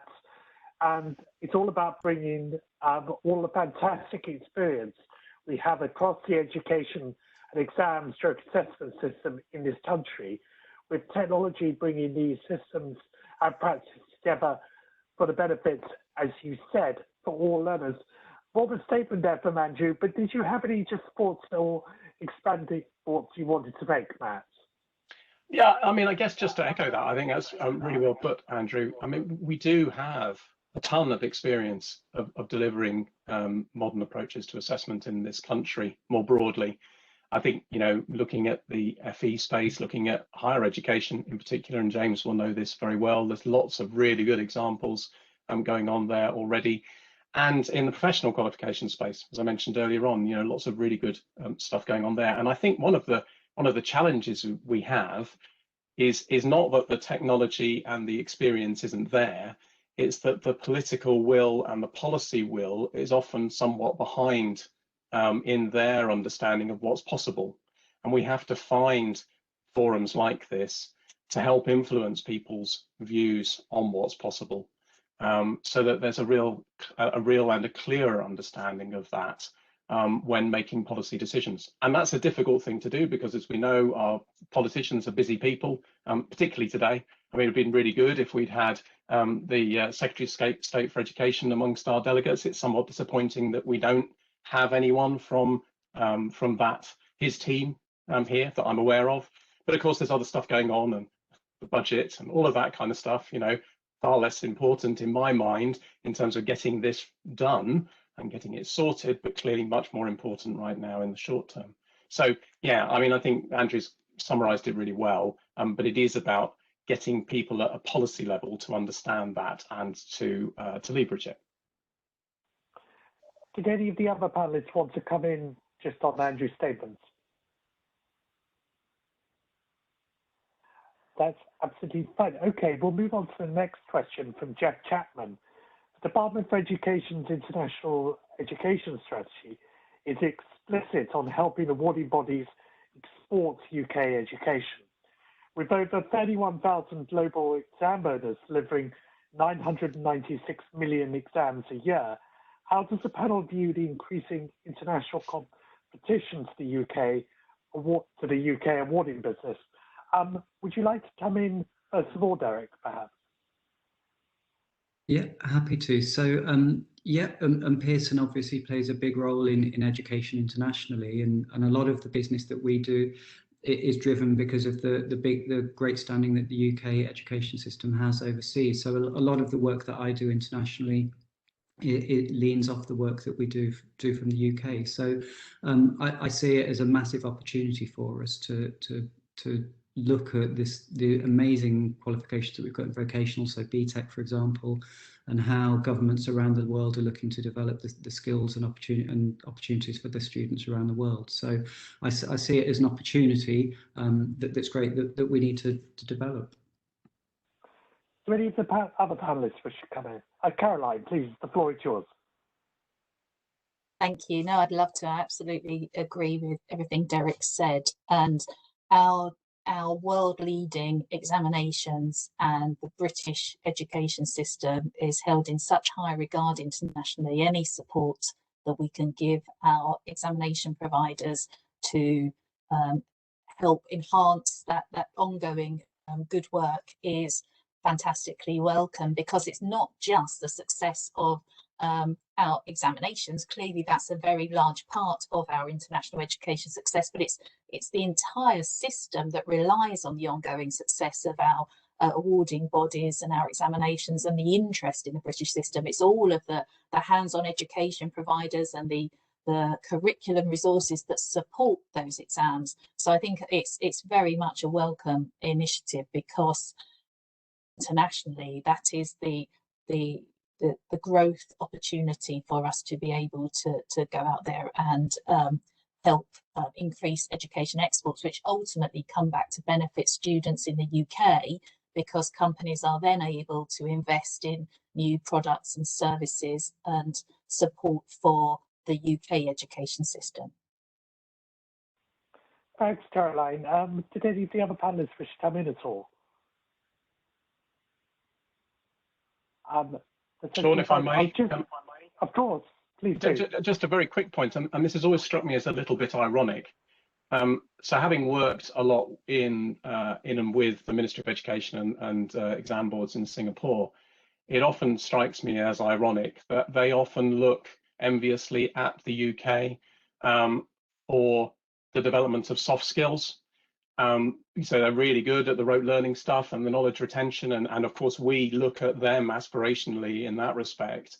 But they look at us aspirationally in terms of our soft skills, yet actually do we properly assess and support the development of those soft skills within our school system? Because a lot of the people that they hold in high regard in that respect, so people like Richard Branson and other entrepreneurs, of course, they didn't really achieve that success through their education. They achieved that success outside of the education system.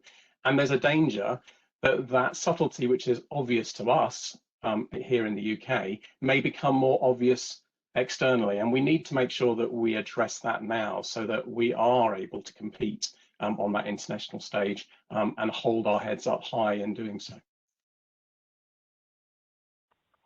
Thank you very much. Indeed, I'll just skip to another question from Andrew Harland and then go back to one from Lisa Bell, but it's explicitly for Derek, who asks, Andrew says, "Fab, Derek, but when is the UK going to benefit from Pearson's super projects in Egypt?" Just bring you Thanks, Andrew. Yes, what I'd say is that's the question we're hoping to get to from the project that we're doing about the future of assessment qualifications, because I think project in Egypt was about assessment, but it also entailed a huge infrastructure change across Egypt as well, because the schools needed to have their IT systems developed to support it. Even it involved the telecommunications network in the country to make sure that it could be developed to support the infrastructure that was needed. So it was a huge project, and I think that's why it needs a system-wide response, is to say, are we ready? Do we have the political driver to change, and how much do we want to use it, and to what end? But I would always come back to, it needs to be to support the learning and the students to make the progress that they need to do. It's not a means and an end in itself, is what I would say. But I hope that we start to get to those questions from that future assessment project that we're doing. Thank you, Derek. I'll put the last question from Lisa Bell to the panel, and then I want to go down each of the panelists just for closing remarks from you. But for Lisa Bell, technology plays a big part in how students I support access their education. I'd be interested to know whether the panel have considered the needs of low incidence SEN, like visual and hearing impairments. Will the technology be accessible for the student to access it, for instance, with screen readers or braille outputs? Who would like to start off there? If I could, Sean, it's James Clay from GISC. Please do. Yes, so I talked in my talk about the kind of report that we did in February 2020. Within that were 5 principles. The second one was that assessments are designed with an accessibility first principle, which basically means that we've been telling universities that what they need to do is, when it comes to designing assessment, is they need to make them accessible. They need to make them inclusive. And the UK is maybe a little bit behind on that in some respects, but in Norway, its accessibility is by default. So therefore, all digital assessment has to accommodate assistive technologies like screen readers and magnifiers, refreshable braille displays, an option for voice control, support for reading and writing. And I think there's an aspect also in your question about those kind of low-level stuff. There will be students who may have a short-term illness or a sports injury, which means that will also impact their vision or hearing or their mobility. And you need to ensure assessment is fit for purpose. Just to give you an example, universities are thinking about this and are leading the way. Anglia Ruskin University says, we have a guiding principle that if assessment isn't inclusive, it's not good assessment. Thanks very much, James. Did any of the other panelists want to just come in on that question? I had a comment, if that's okay, which is, so I think with accessibility, I think it's important to remember that as exam boards, we deal with hundreds of thousands of accessibility requests to adapt the paper-based assessment to meet people's specific needs. And I think what the technology can provide, if it's used according to the first principle, is actually a more seamless integration for SEND needs, where, for instance, you can change the colour instantly, you can change the size of text instantly. So I think one question that I've got around that is how can actually the technology help improve accessibility and make it a more seamless experience than sometimes paper-based offers. But I think I absolutely agree, it needs to be accessibility first. I'd like to add to that as well, please, if I may. So I think I totally mirror exactly what Derek says there, and the accessibility side of things. I think there's two ways of approaching that as well, that building in support for screen readers and for specific assistive technologies into the technology, that is absolutely possible, and lots of providers have done that in different ways to maintain accessibility for students with different educational needs. But also then looking at what technology can do in terms of being able to test knowledge in different ways. So maybe students don't have the ability to interact with certain question types or certain long form essay responses, for example, but being able to interact with different types of questions, so maybe more oral assessment through technology, it opens up those kind of capabilities and possibilities. So there's lots of different ways of assessing and helping manage those kind of challenges. That's brilliant, Simon. Thank you very much. And if we start off with yourself, were there any further points or concluding remarks you'd just like to make, just to add to your remarks earlier, and just to include the seminar? We'll go down the panel, but if we could start off with Simon. Okay, thank you, Sean. So yeah, I'd just like to say thank you to everybody for a really inspiring discussion today. I think from my point of view, it just shows the appetite that there is right across the industry to embrace new ways of looking at assessment and looking at a range of different technologies and potentially paper-based alongside terminal assessments, moving potentially more towards a formative and continuous approach to assessment to really transform the assessment industry going forwards, and looking at what we can do in the UK to help with the thought leadership right across the industry. Thanks very much, Simon. Matt, did you have any concluding remarks? Yeah, I mean, I guess it was just to revisit the whole topic around being fair to students. So there's often a lot of criticism thrown at, or skepticism perhaps is a better way, thrown at the idea of delivering high stakes assessment on the screen, as it being unfair to those people who struggle with interacting with on-screen approaches. Two thoughts here. The first is to pick up on the SEN conversation we were just having. I know in Wales, with the national tests that have been rolled out there, that students who have those difficulties are actually really positive about the move to on-screen, because suddenly they're not being singled out amongst their peers as having these big bits of paper so that they can see the text more clearly. So they're very clearly falling into that category. So for them, it's a benefit moving online because they're not feeling as if they're being treated differently, although they're still benefiting from the increased accessibility options. But the second point there is that if we don't move forward to embracing a more technologically driven, personalised route, I'd argue that we're actually going to disadvantage so many more students than we are if we just stick with the paper model that we have now, because we are fearful of moving to technology. So the stakes couldn't be higher in my mind. And I think the pandemic has given us the perfect opportunity, as Mary Richardson was saying earlier on, to seize the day and to really have an impactful change on the way we approach assessment in the UK. Thank you very much indeed, Matt. That's great. Now, can I bring in Caroline Wright? Caroline, any concluding remarks from you? Thank you. Yeah, I think I'm preaching to the converted here. So this isn't so much a message for this audience, but I think in any considerations on moving and using e-assessment, it's not just trying to move from, you know, a print version we have now and how do we put it, how do we make it electronic. I think it's actually looking at what technology could bring. There's no point in doing that. It's what can technology bring? How could it enhance the experience for the user and make things more efficient from an administration front and more successful? I know everybody here is thinking of that, but it's just that reminder to policymakers when they're considering issues along those lines. Thank you, Caroline. And James, any concluding remarks from you? Yes, I mean, I'd just like to echo my fellow panelists' kind of comments, really. I mean, when it comes to assessment, we need to put the students first, make sure that we're aware of their needs, their well-being, their mental health. What does that mean? We also know that when we're thinking about assessment, just merely translating what we've done physically and in person onto online and digital just doesn't work. It creates a poorer experience. We need to transform. We need to reimagine what we're trying to do with assessment, and technology allows us to do that.